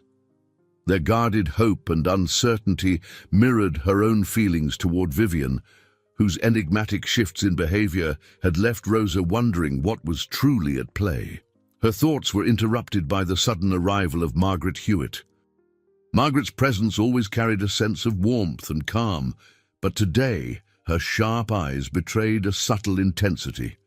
She entered the kitchen with a deliberate pace, setting her leather handbag on the counter. "Rosa," Margaret greeted, her tone measured but kind. "I was hoping to catch you before the day got away from us." Rosa smiled faintly, wiping her hands on a towel. "Mrs. Hewitt, it's always a pleasure. What brings you here?" Margaret pulled out a chair at the small table near the window and gestured for Rosa to sit. "I wanted to talk to you about Vivian." The mention of Vivian sent a ripple of apprehension through Rosa, but she masked it well, taking the seat across from Margaret. "What about her?" Margaret leaned forward slightly, resting her elbows on the table. "I've known Vivian for a long time. Longer than most people in her life now. And while I've seen her at her best, I've also seen her at her worst. Lately, I've been noticing cracks." Rosa tilted her head, her expression thoughtful. "She's been different recently, quieter, more reflective." Margaret nodded. "Exactly. And while I want to believe it's a sign of growth, I know Vivian well enough to recognize that she's carrying something heavy. Something she hasn't shared with anyone." Rosa hesitated, her mind turning over the implications of Margaret's words. "Do you think she's capable of letting someone in, of being vulnerable?" Margaret smiled faintly, her eyes softening. "I think she is, but it will take someone she trusts implicitly, and that's not an easy thing for Vivian." Rosa glanced down at her hands, the weight of Margaret's observation settling over her. "She doesn't trust easily," Rosa admitted. "But she's shown glimpses of it, with Ethan, with Grace, and even with me. That's why I wanted to talk to you." Margaret said, her voice steady. "You've become an important presence in this house, Rosa. You've managed to connect with her children in ways even she hasn't, and I think you're in a unique position to help her, if you're willing." Rosa's breath caught at the enormity of the suggestion. "I don't know if I'm the right person for that," she said softly. "Vivian and we're so different." Margaret reached across the table, placing a gentle hand over Rosa's. "And that's exactly why you might be the only person who can reach her. She needs someone who can see her for who she is, not just the image she projects." Rosa swallowed hard, the gravity of Margaret's words settling into her chest. She nodded slowly, her voice quiet but firm. "I'll do what I can." Margaret smiled warmly, her hand giving Rosa's a reassuring squeeze. "That's all anyone can ask." That evening, Rosa found herself summoned to Vivian's private sitting room.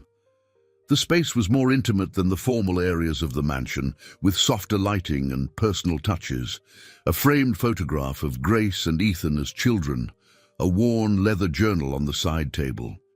Vivian was seated on the couch, a glass of wine in her hand, her posture unusually relaxed.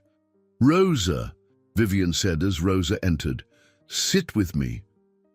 Rosa obeyed, taking the chair across from her.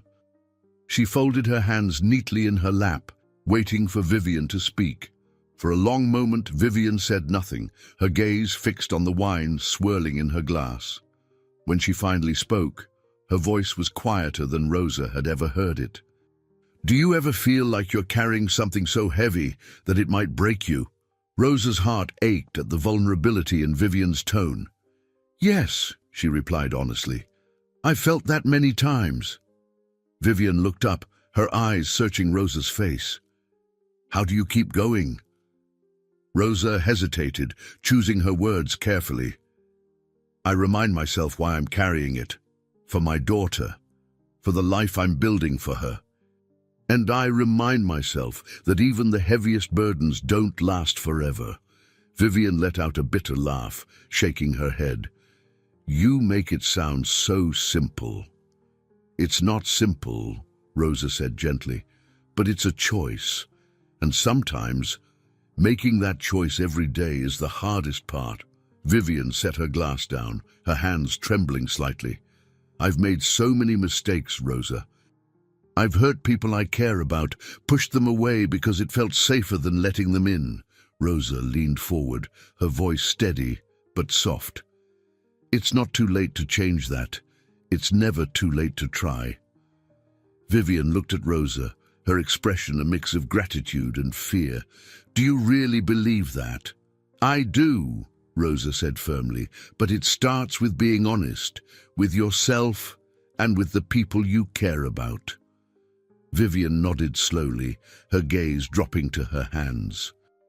"I don't know if I can." "You can," Rosa said, "and you don't have to do it all at once. One step at a time." The silence that followed was heavy but not uncomfortable. Vivian's guarded walls, so carefully constructed over the years, seemed to waver. Rosa knew that trust would take time, but in that moment she felt something shift, a tentative opening, a glimmer of possibility. As Rosa left the sitting room, she carried with her the weight of Vivian's words, but also a newfound sense of purpose. She had been asked to help carry someone else's burden, and though the path ahead was uncertain, Rosa knew she would do her best to lighten the load. The air in the Sinclair mansion felt heavier than usual the next morning, as though the emotions shared in Vivian's sitting room the night before still lingered. Rosa Morales went about her tasks with a focused determination, though her thoughts drifted to the vulnerability Vivian had shown. It was a side of her employer Rosa hadn't expected to see, and it carried with it the weight of unspoken questions. As Rosa polished the silverware in the dining room, Grace entered, her heels clicking softly on the marble floor. She carried a tablet in one hand, her expression distracted but not unkind. Spotting Rosa, Grace paused, lowering the tablet. "Rosa," Grace said, her voice softer than usual, "do you have a minute?" Rosa looked up, setting the silverware aside. Of course. Is something wrong? Grace hesitated, leaning against the edge of the table. Not wrong, exactly, but I've been thinking about Mom. She's different lately. I don't know if it's real or if she's just trying to put on another performance. Rosa studied Grace's face, seeing the uncertainty that mirrored her brother Ethan's. What makes you think it might be a performance? Rosa asked gently. Grace sighed, crossing her arms, because that's who she's always been. Everything she does is calculated, but then there are moments, little things, that make me wonder if she's actually trying. Rosa nodded thoughtfully. Change doesn't come easily for anyone, Grace, especially for someone like your mother, who spent so much of her life building walls to protect herself. Grace frowned, her fingers tapping idly against the tablet. But why now? What's making her want to change? Rosa hesitated, choosing her words carefully. Sometimes it takes losing something, or the fear of losing it, to make us see what really matters. Grace's gaze softened, her arms relaxing at her sides. You think she's afraid of losing us? I think she's starting to realize what she stands to lose if she doesn't change, Rosa said, and that's a powerful motivator. Grace nodded slowly, her expression contemplative. Maybe you're right. I want to believe her.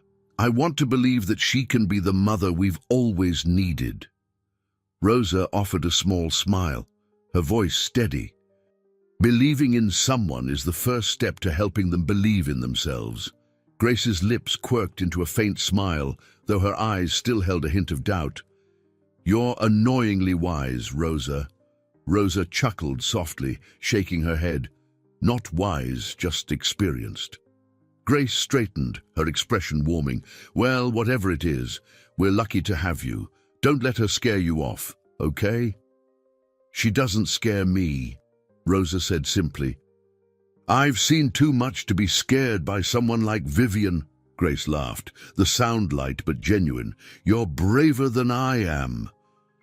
As Grace left the room, Rosa returned to her work, her thoughts churning. The threads of connection between the Sinclair family members were fragile but present, and Rosa felt an increasing responsibility to help strengthen them. Whether or not she could truly bridge the gaps between them remained to be seen, but she was willing to try. That evening, as the sun dipped below the horizon, casting the mansion in a warm amber glow, Rosa found herself in the garden, pruning the hedges. The rhythmic snip of the shears was soothing, allowing her a rare moment of peace. She wasn't alone for long, however. Ethan appeared, his presence quiet but purposeful.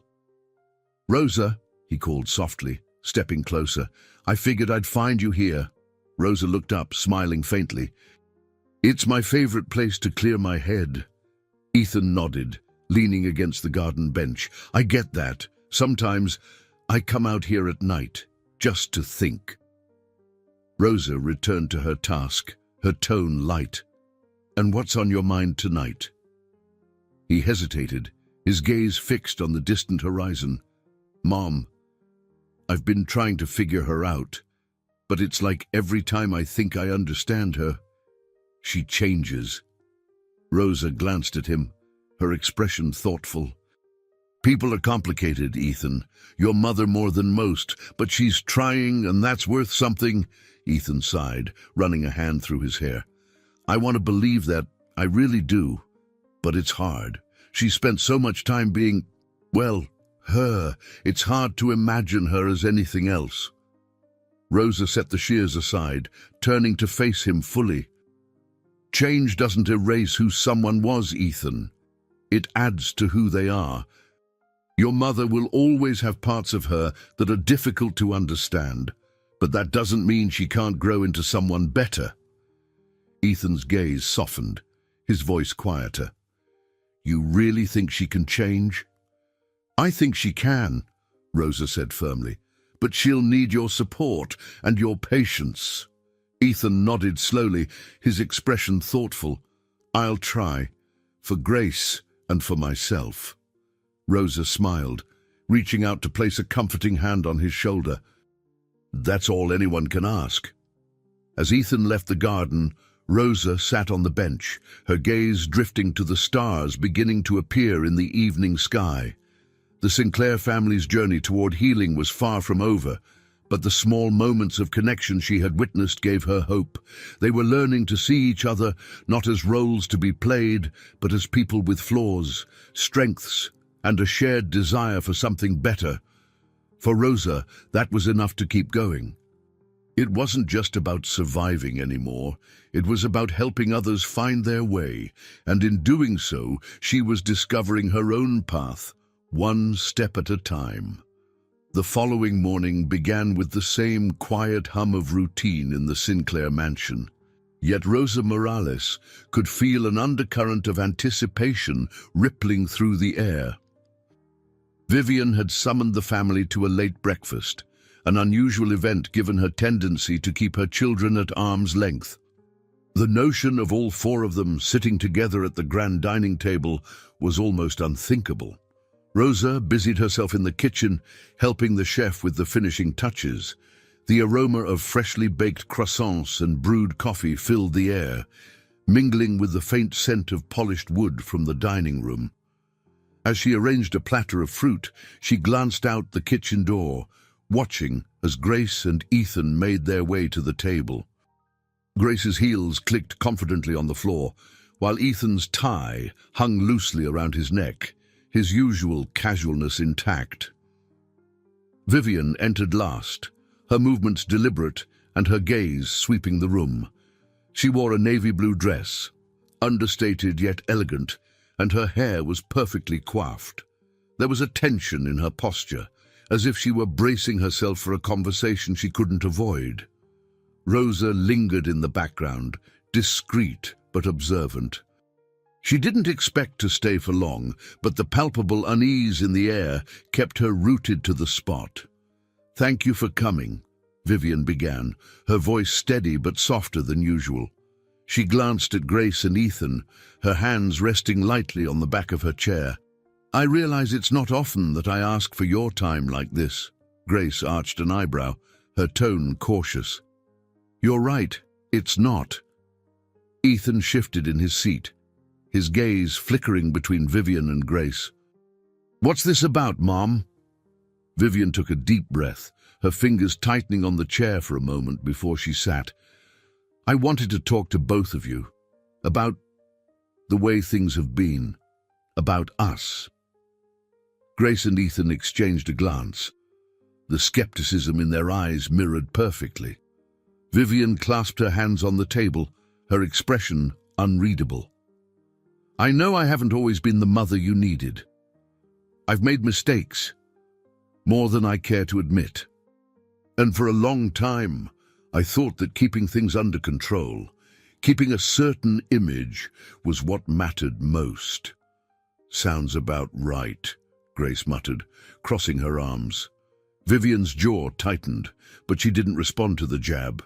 Instead, she continued, her voice quieter. "But I've started to realize that I was wrong. I've been wrong about a lot of things." Ethan leaned forward slightly, his expression softening despite the guarded edge in his voice. "What's changed, Mom?" Vivian hesitated, her gaze drifting toward the windows before returning to her children. "I've seen how much I've been holding on to, control, expectations, pride, and I've seen what it's cost me. I don't want to lose you, either of you." The room fell into a heavy silence, broken only by the faint clink of Rosa setting down the fruit platter. She moved quietly, her presence barely noticeable as she stepped back toward the kitchen door. But as she turned to leave, Vivian spoke again. "Rosa," Vivian said, her voice steady but laced with an unfamiliar vulnerability. "Stay, please." Rosa froze, then nodded, returning to her discreet spot near the sideboard. She felt the weight of the family's collective gaze, but kept her expression neutral. Grace was the first to break the silence, her tone sharp but not unkind. "So, what does this mean, Mom? You're just changing overnight?" Vivian shook her head. "No, I know this isn't something that can be fixed with words, but I want to try. I want to start doing things differently." Ethan rubbed the back of his neck, his voice low. "It's hard to believe you just wake up one day and decide to change." "I didn't," Vivian admitted. "It's been building for a while, and honestly, Rosa's had a lot to do with it." Rosa's eyes widened slightly, though she quickly schooled her expression. Grace and Ethan turned to her, their curiosity evident. "Rosa's shown me what it means to be strong without needing to control everything," Vivian continued. "She's reminded me of the value of honesty, of humility, and she's made me realize that it's not too late to be better." Grace leaned back in her chair, her arms still crossed but her expression less defensive. "Well, she's not wrong. Rosa's pretty amazing." Ethan nodded, a faint smile tugging at his lips. "She is..." Rosa felt her cheeks flush, but she kept her head high. "I'm just doing my best, like anyone else." Vivian smiled faintly, the tension in her shoulders easing for the first time. "Your best has been more than enough, for all of us." For the next hour, the family sat together, their conversation tentative but genuine. Vivian listened more than she spoke, her usual sharpness replaced with quiet attentiveness. Grace and Ethan slowly began to open up, their walls not fully lowered but showing cracks of vulnerability. Rosa watched from the sidelines, her heart swelling with a mix of pride and hope. The Sinclairs were far from perfect, but for the first time they were trying, not for appearances, but for each other. As the breakfast wound down, Vivian turned to Rosa with an expression of gratitude. "Thank you," she said softly, "for everything." Rosa nodded, her voice steady. "It's my pleasure, Mrs. Sinclair." And as she cleared the table and returned to the kitchen, Rosa felt a quiet certainty take root within her. She had become more than an observer in the Sinclair family's journey. She was part of their fragile steps forward, a bridge helping them navigate their way towards something better. And for Rosa, that was worth every challenge she had faced. The afternoon sun spilled into the Sinclair mansion, casting golden light over the grand foyer as the house settled into an unusual calm. Rosa Morales had spent the day balancing her routine tasks with quiet reflection. The family breakfast earlier had left her with a strange mix of hope and apprehension. For the first time, she had witnessed a genuine effort by Vivian to break through the barriers she had spent years constructing. But Rosa knew the path to real change was rarely smooth. As Rosa wiped down the polished staircase railing, Grace appeared at the top of the stairs, her expression unreadable. She descended with her phone in hand, her heels clicking rhythmically against the wooden steps. Catching sight of Rosa, she paused, tucking her phone into her pocket. "Rosa," Grace said, her tone casual but tinged with hesitation. "Do you have a minute?" Rosa straightened, setting her cloth aside. "Of course. What's on your mind?" Grace leaned against the railing, her arms crossed. "That breakfast this morning, I don't even know what to think about it. Mom actually listening to us, apologizing. It felt surreal." Rosa offered a small smile, her voice calm.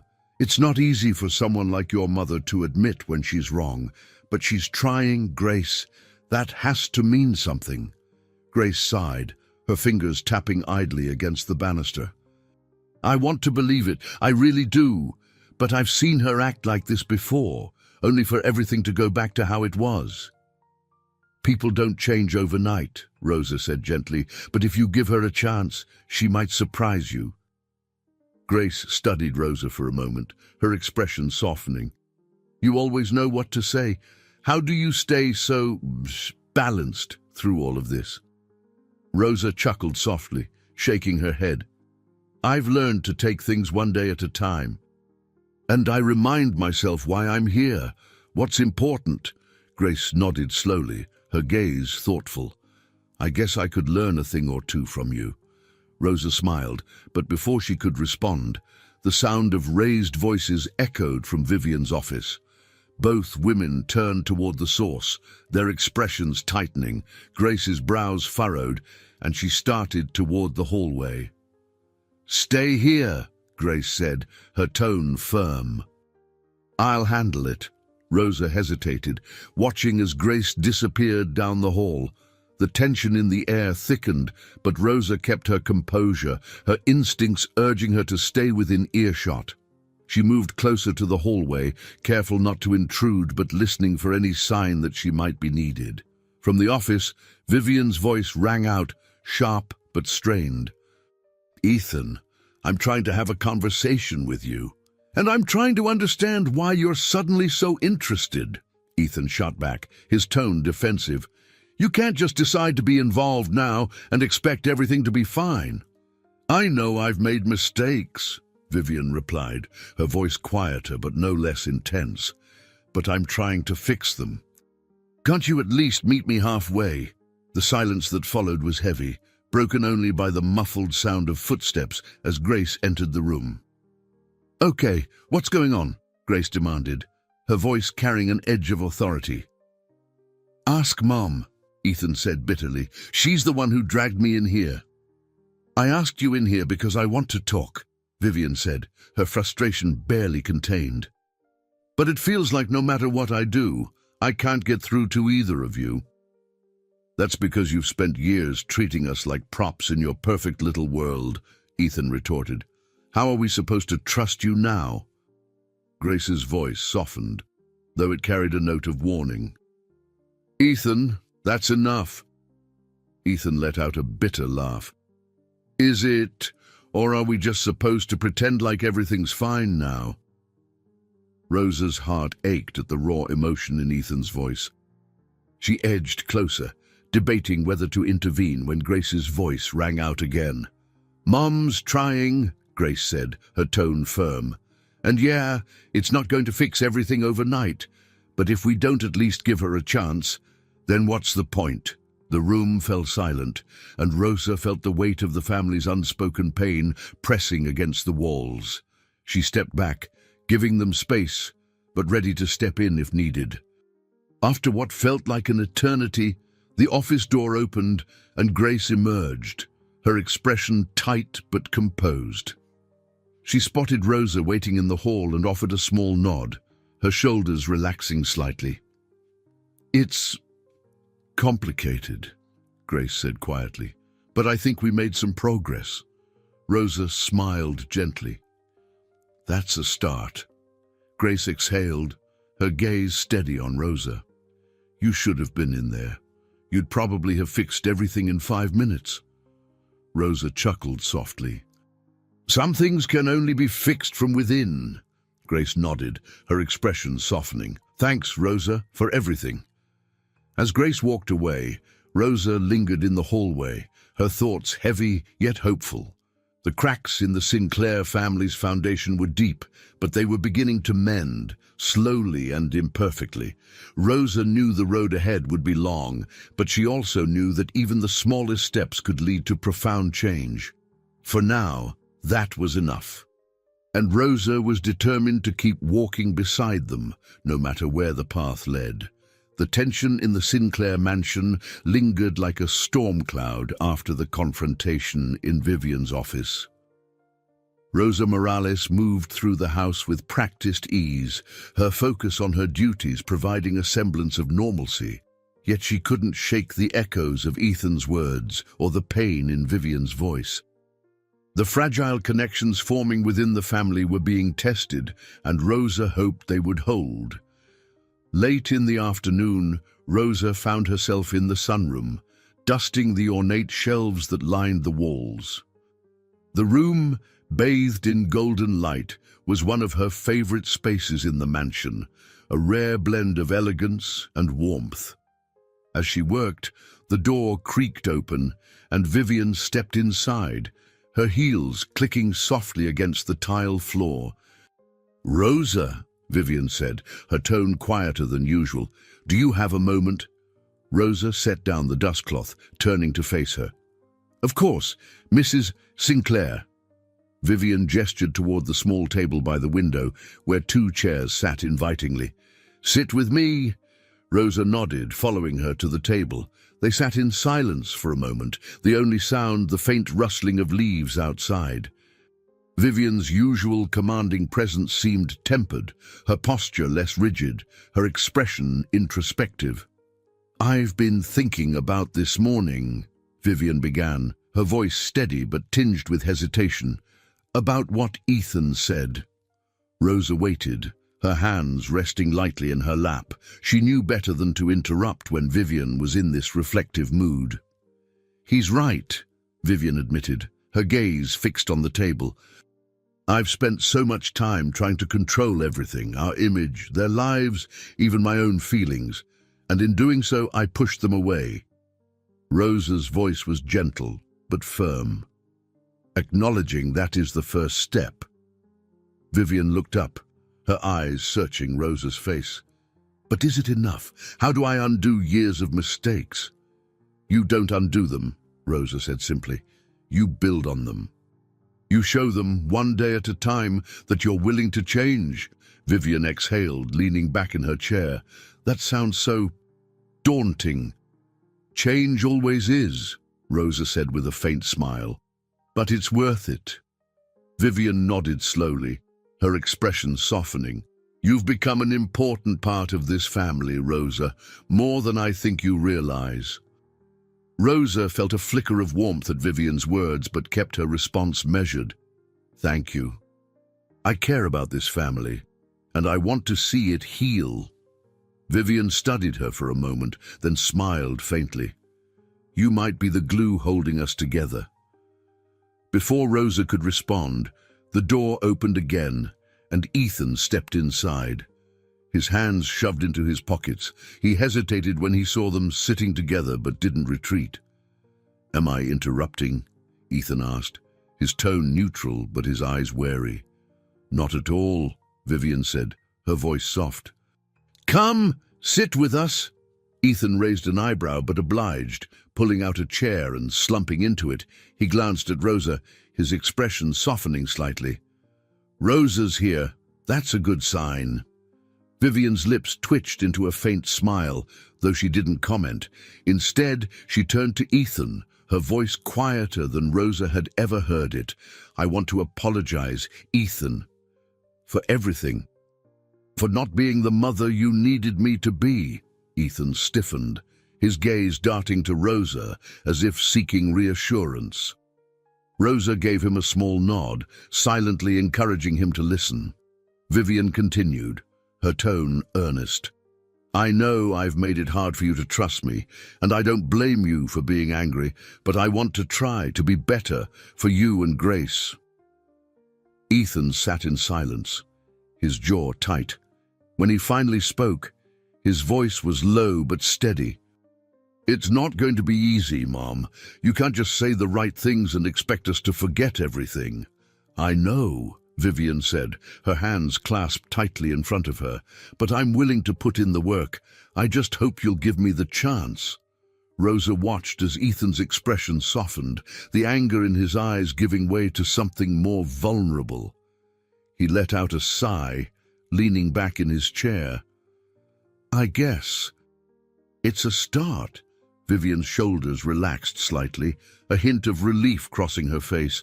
"That's all I'm asking for." Ethan glanced at Rosa again, his lips curving into a faint smile. "You had something to do with this, didn't you?" Rosa shook her head, her voice light.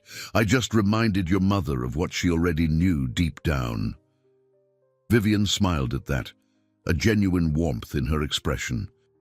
"And I'm grateful for it." As the three of them sat together, a tentative but undeniable shift seemed to settle over the room. It wasn't a resolution, but it was a beginning, fragile, yet full of possibility. Rosa felt a quiet satisfaction, knowing that her presence had helped guide them toward this moment, Later, as Rosa returned to her tasks, she reflected on the day's events. The Sinclairs still had a long way to go, but for the first time, Rosa felt that they were truly walking the path together. And for her, that made all the difference. The afternoon sunlight filtered through the tall windows of the Sinclair mansion, casting a warm, golden glow across the polished floors. Rosa Morales was in the parlor, arranging a vase of fresh lilies. She had learned over the years that the simple act of arranging flowers could be soothing, even amid the complexities of life in the Sinclair household. Yet, her thoughts were not entirely calm. The morning's fragile conversation between Vivian and Ethan played in her mind, a cautious but hopeful melody. The soft creak of the door drew Rosa's attention. Grace entered, her steps deliberate, her expression unreadable. She wore a tailored blazer and jeans, her polished exterior revealing little of the emotions she often kept hidden. "Rosa," Grace said, her voice casual but carrying an undercurrent of purpose. "Do you have a moment?" Rosa set the vase down gently, turning to face her. "Of course. What's on your mind?" Grace gestured toward the settee by the window, and Rosa followed her lead, sitting across from her. For a moment, Grace stared out at the garden, her fingers lightly tracing the armrest. "I've been thinking a lot about Mom," Grace began, her voice measured, "about everything she said at breakfast." Rosa tilted her head slightly, waiting for Grace to continue. "I want to believe her," Grace said, finally turning her gaze to Rosa. "But I can't help wondering, what if it doesn't last? What if she goes back to being her?" Rosa folded her hands in her lap, her voice calm but firm. "Change isn't linear, Grace. There will be setbacks. But the fact that she's trying means something." Grace sighed, leaning back against the cushions. "It's just, she's always been so focused on appearances, on perfection. It's hard to imagine her letting that go." "She may never completely let it go," Rosa admitted. "But even small changes can make a big difference. And those changes can ripple outward." Grace studied Rosa, her expression softening. "You really believe that, don't you?" "I do," Rosa said with quiet conviction. "I've seen it happen, even in the hardest of circumstances." Grace nodded slowly, her lips curving into a faint smile. "You have this way of making everything seem possible. It's infuriating." Rosa laughed softly, shaking her head. "I'm just speaking from experience." Grace stood, smoothing the fabric of her blazer. "Well, keep doing it. We need someone like you around here." As Grace left the room, Rosa felt a quiet satisfaction. The threads of connection within the Sinclair family were growing stronger, even if they were still fragile. For the first time, Rosa felt that Grace was beginning to let go of her skepticism and allow herself to hope. Later that evening, as the house settled into its usual rhythm, Rosa was tidying the library when Vivian entered. She carried a glass of wine in one hand, her movements uncharacteristically unhurried. Rosa straightened, her hands stilling as she watched Vivian approach. "Rosa," Vivian said, her tone softer than usual. "Do you have a moment?" "Of course, Mrs. Sinclair," Rosa replied, setting the book she was holding onto the shelf. Vivian gestured toward one of the armchairs, taking the seat across from it. Rosa hesitated for a moment before sitting down, her posture attentive but relaxed. "I wanted to thank you," Vivian began, her voice quiet, "for what you said earlier, for being here." Rosa nodded, her expression kind but composed. "It's my job, Mrs. Sinclair." Vivian shook her head slightly, a faint smile playing on her lips. "No, it's more than that. You've done more for this family than I ever expected or deserved." Rosa remained silent, sensing that Vivian had more to say. "I spent so much of my life trying to control everything," Vivian continued, her gaze distant. because I thought that if I could control it, I wouldn't get hurt. But in the process, I've hurt the people I care about most. It's not too late to change that, Rosa said gently. You've already started. Vivian's eyes met Rosa's, a flicker of vulnerability in her expression. Do you really believe that? I do, Rosa said firmly, and I think Ethan and Grace do too. They just need time. Vivian exhaled, leaning back in her chair. Time and patience, two things I've never been very good at. Rosa smiled faintly. You're learning. That's what matters. Vivian nodded, her expression softening. You've been more than an employee to this family, Rosa. You've been a guide, a friend. I hope you know how much we appreciate you. Rosa felt a warmth spread through her chest at Vivian's words, but she kept her response humble. Thank you, Mrs. Sinclair. That means a lot. As Vivian left the library, Rosa sat for a moment in the quiet room, her thoughts swirling. The Sinclair family was far from perfect, but they were trying. And in their efforts, Rosa saw the beginnings of something she had rarely witnessed in her time working for families like theirs: genuine growth. That night, as Rosa returned to her small apartment and was greeted by Clara's laughter, she felt a sense of peace. The road ahead would not be easy, but it was worth walking. And as Rosa held her daughter close, she knew that the bridges she was helping to build in the Sinclair mansion were not just for them. They were for her, too. A testament to the strength it takes to believe in the possibility of change. The morning sunlight poured into the Sinclair mansion's grand dining room, dappling the long table with warmth. Rosa Morales stood near the sideboard, preparing to replenish the silverware for the day. The house was unusually quiet, an almost fragile stillness lingering in the air. It felt like the calm after a storm, a moment where everything teetered on the edge of possibility. The first sound to break the silence was the rhythmic clicking of Grace's heels as she entered the dining room. She carried a steaming mug of coffee, her other hand clutching her phone, though her attention was elsewhere. Catching sight of Rosa, she offered a small smile, setting her coffee down on the table. Rosa, Grace began, sliding her phone into her blazer pocket. Can I talk to you for a minute? Rosa turned toward her, setting the silverware aside. Of course, Grace. Grace sat in one of the high-backed chairs, her movements unusually deliberate. I've been thinking about something you said the other day, about giving people the chance to change. Rosa nodded, taking a seat across from her. What about it? Grace hesitated, her gaze shifting to the window. It's hard to believe in someone when they've let you down so many times, but I think you're right.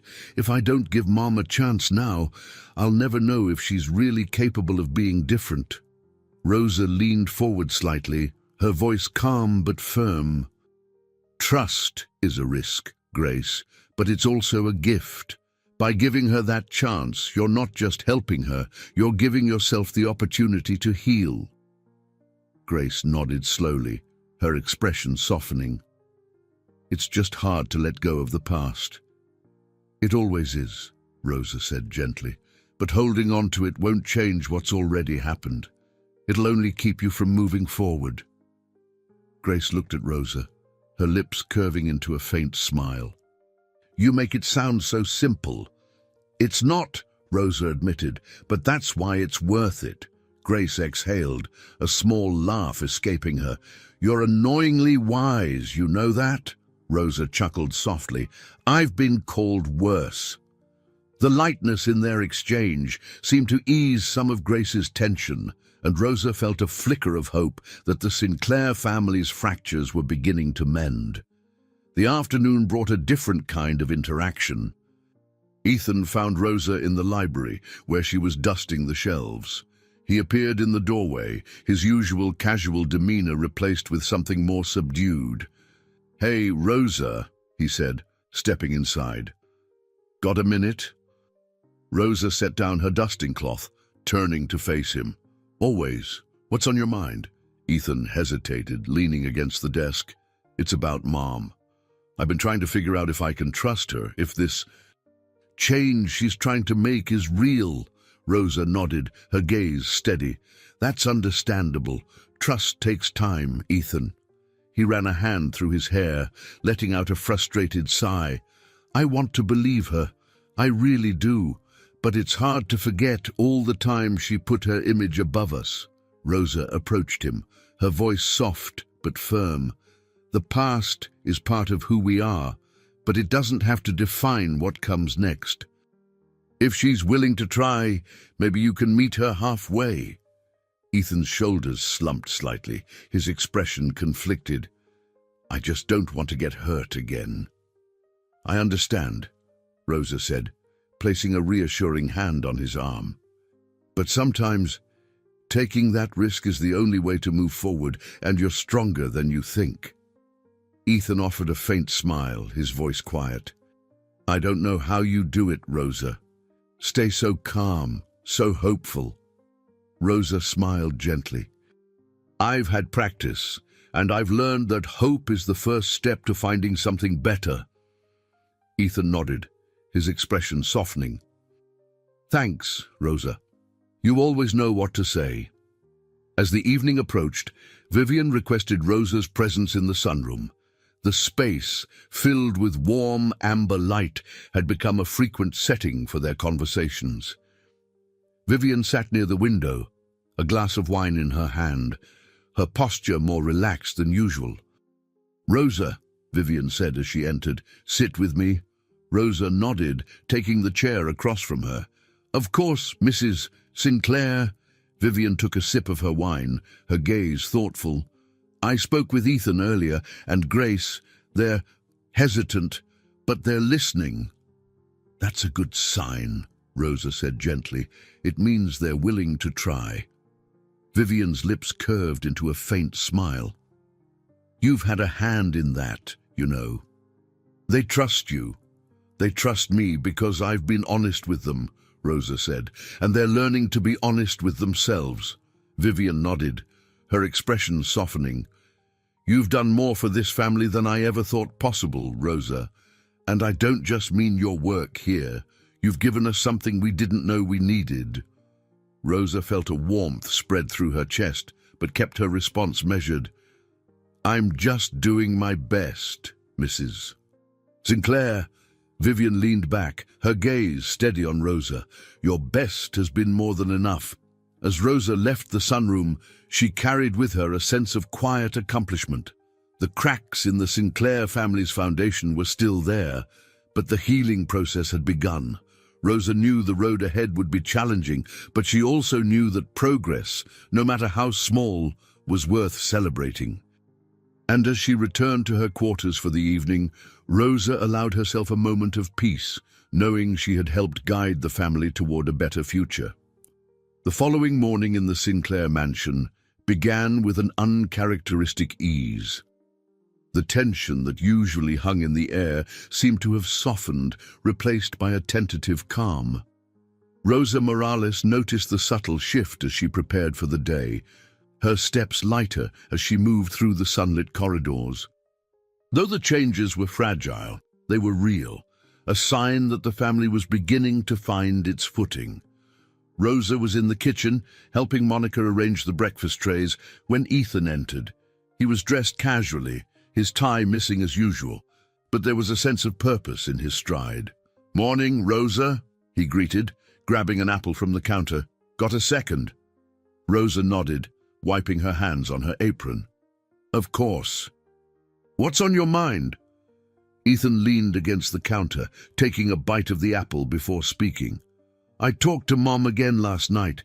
She seemed different, like she was actually listening. That's a good thing, Rosa said, her tone encouraging. How did it feel? Ethan hesitated, his brow furrowing. It felt weird, like I didn't know how to respond. She's never been like that before. Change is uncomfortable, Rosa said gently. But it sounds like she's trying to meet you halfway. Ethan nodded slowly, his expression softening. Yeah, I guess. It's just hard to shake the feeling that it's temporary. Rosa placed a comforting hand on his arm. Give it time, Ethan. Trust doesn't happen all at once. It's built in moments like these. Ethan smiled faintly, the tension in his shoulders easing. You're good at this. You know that.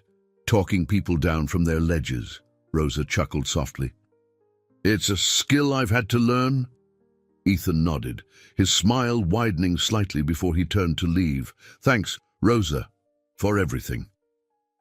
As he walked out, Rosa felt a flicker of pride. Ethan was starting to open up, his walls slowly coming down. It was a small victory, but one that gave her hope for the family's future. Later that afternoon, Rosa found Grace in the study, poring over documents spread across the large mahogany desk. Her blazer was draped over the back of her chair, and her expression was one of focused determination. "Grace," Rosa said softly, stepping into the room, "do you need anything?" Grace looked up, her features softening when she saw Rosa. "Actually, yes. Sit with me for a minute." Rosa complied, taking the seat across from her. Grace leaned back, running a hand through her neatly styled hair. "I've been thinking a lot about what you said," Grace began. "About letting go of the past and giving Mom a chance." Rosa waited, sensing that Grace was working through her thoughts. "It's not easy," Grace admitted, her voice quieter. "But I'm starting to see that holding on to my resentment isn't helping anyone. Least of all me." Rosa nodded, her tone gentle. "Forgiveness isn't about forgetting, Grace.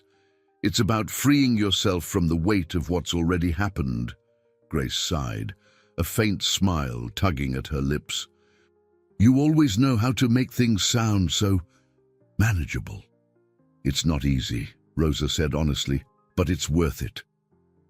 Grace nodded, her expression contemplative. "I think I'm ready to try, for Ethan, for myself, and maybe even for her." Rosa's heart swelled with pride at Grace's words. That's all anyone can ask. Grace leaned forward, her smile growing.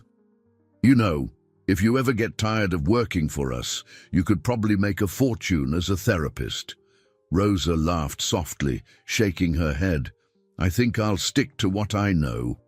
Grace's laughter joined hers, the sound light and genuine.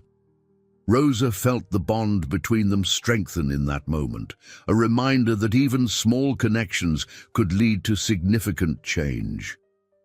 As the evening settled over the mansion, Rosa found herself summoned to Vivian's office. The room was bathed in the warm glow of the setting sun, its usual air of authority softened by the golden light. Vivian sat behind her desk, her posture relaxed, but her expression thoughtful. "Rosa," Vivian said as she entered, "come in." Rosa closed the door behind her, taking the seat Vivian gestured toward. "I've been thinking about how far we've come," Vivian began, her voice steady but tinged with emotion. "And how much of that is because of you?" Rosa shook her head slightly. "This family's progress is because of the work you've all been willing to do. I've just been here to support you." Vivian smiled faintly, her eyes softening. "You're too modest, Rosa. You've done more for us than I think you realize." Rosa's chest tightened at the sincerity in Vivian's tone, but she kept her response measured. "I care about this family, Mrs. Sinclair. That's why I've done what I can." Vivian nodded, her expression contemplative. "And we care about you, Rosa. You've become a part of this family, whether you intended to or not." Rosa felt a warmth spread through her chest, but she remained humble. "Thank you, Mrs. Sinclair. That means a lot." As Rosa left the office, her thoughts were a mixture of pride and gratitude. The Sinclair family's journey was far from over, but they were making progress, each of them taking tentative steps toward healing and connection. And as Rosa walked through the quiet halls, she felt a renewed sense of purpose. She wasn't just a witness to their transformation, she was a part of it, and in that realization, she found a strength she hadn't known she possessed. The Sinclair mansion stirred to life slowly that morning, the first rays of light creeping over the hills and flooding the grand windows with warmth. Rosa Morales arrived early in the kitchen, her hands working with practiced precision to help Monica prepare breakfast. The scent of freshly brewed coffee mingled with the soft sizzle of bacon in the pan. The quiet hum of the house felt comforting, but Rosa sensed the undercurrents of change rippling through the walls. The stillness was broken when Ethan walked in, his usual casual air softened by a hint of uncertainty. He reached for a mug and poured himself coffee, leaning against the counter as he took a sip.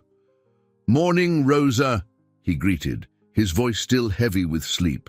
"Good morning, Ethan," Rosa replied, her smile warm. "You're up early," he shrugged, cradling his mug in both hands. "Couldn't sleep. A lot on my mind." Rosa paused her work, turning to face him fully. "Do you want to talk about it?" Ethan hesitated, his gaze dropping to his coffee. "It's Mom. She's been trying so hard lately, and I want to believe her, but every time I start to let my guard down, I remember all the time she let us down before." Rosa stepped closer, her voice calm and steady. "Trust isn't easy, Ethan, especially when it's been broken. But the fact that you're even considering it means there's still hope." Ethan nodded slowly, his lips pressing into a thin line. "I guess I just don't know how to move past it." Rosa placed a comforting hand on his arm. "You take it one step at a time. Focus on the little things she's doing now, not the mistakes of the past." He glanced up at her, his smile faint but genuine. "How do you always know the right thing to say?" Rosa chuckled softly. "Years of practice and a lot of listening." Ethan's smile widened, and for a moment the heaviness lifted. He straightened, taking another sip of his coffee. "Thanks, Rosa. You're like the glue holding this family together." "I'm just here to remind you of what you're all capable of," Rosa said with a smile. "You're doing the hard work yourselves." Ethan nodded, his expression contemplative. "Maybe, but we couldn't do it without you." Later that day, Rosa found Grace in the library, her tablet and notebooks spread out on the desk. She appeared focused, her brow furrowed as she scrolled through a document. Rosa knocked lightly on the doorframe, drawing Grace's attention. "Am I interrupting?" Rosa asked. Grace shook her head, setting her pen down. "Not at all. I could use the distraction." Rosa stepped inside, glancing at the mess of papers on the desk. "Looks like you're working hard," Grace sighed, leaning back in her chair, "just trying to keep up with everything. Work, family. Mom." "How's that going?" Rosa asked gently. Grace hesitated, her gaze dropping to the desk. "It's complicated. She's trying, and I see that, but it's hard to let go of all the time she wasn't there." "That's understandable," Rosa said, taking a seat across from her. "But it sounds like you're starting to see her efforts." Grace nodded, her lips pressing into a thin line. "I am, and I want to believe in her. I just don't know if I'm ready to fully forgive her yet." "Forgiveness doesn't mean forgetting, Grace," Rosa said. "It's about choosing to move forward despite the pain, and that takes time." Grace looked at Rosa, her expression softening. "You always make it sound so manageable." "It's not," Rosa admitted. "But that's what makes it meaningful." Grace smiled faintly, leaning forward. "You've been such a rock for us, Rosa. I don't know how you do it." "I just remind myself why I'm here," Rosa said simply. "And I believe in the people I'm helping." Grace nodded, her smile growing. "We're lucky to have you." As evening settled over the mansion, Vivian requested a family meeting in the living room. Rosa stayed nearby, sensing the importance of the gathering, but choosing to give them space. She tidied the adjoining parlor, her ears catching fragments of the conversation drifting through the door. "I know I've made mistakes," Vivian's voice carried, steady but tinged with vulnerability. "And I don't expect forgiveness overnight. But I'm committed to being better, for myself and for both of you." Grace's response was softer, but Rosa could hear the sincerity in her tone. "We've seen that, Mom, and we're willing to try," Ethan chimed in, his voice quieter but resolute. "Yeah, one step at a time, right?" Vivian's reply was almost too soft to hear, but the gratitude in her voice was unmistakable. "Thank you." Rosa smiled to herself, a quiet pride swelling in her chest. The Sinclair family was far from perfect, but they were beginning to find their way. It was in moments like these that Rosa saw the true strength of the bonds they were rebuilding. When the family emerged from the living room, their expressions were lighter, their postures less tense. Vivian paused when she saw Rosa, her lips curving into a small but genuine smile. "Rosa," Vivian said, her tone warm, "thank you for everything." Rosa inclined her head, her own smile gentle. "It's my pleasure, Mrs. Sinclair." As Rosa returned to her quarters that night, she felt a deep sense of fulfillment. The cracks in the Sinclair family's foundation were beginning to heal, their fragile connections growing stronger with each passing day. And though the road ahead would still hold challenges, Rosa knew they were no longer walking it alone. For the first time, Rosa allowed herself to believe that not only had she helped transform the Sinclairs' lives, but she had also found a place of belonging and purpose in their journey. And that, she realized, was the greatest reward of all. I hope you enjoyed today's story. Subscribe to the channel so you don't miss more stories like this. Leave a like and comment below what you thought of the story. See you in the next video.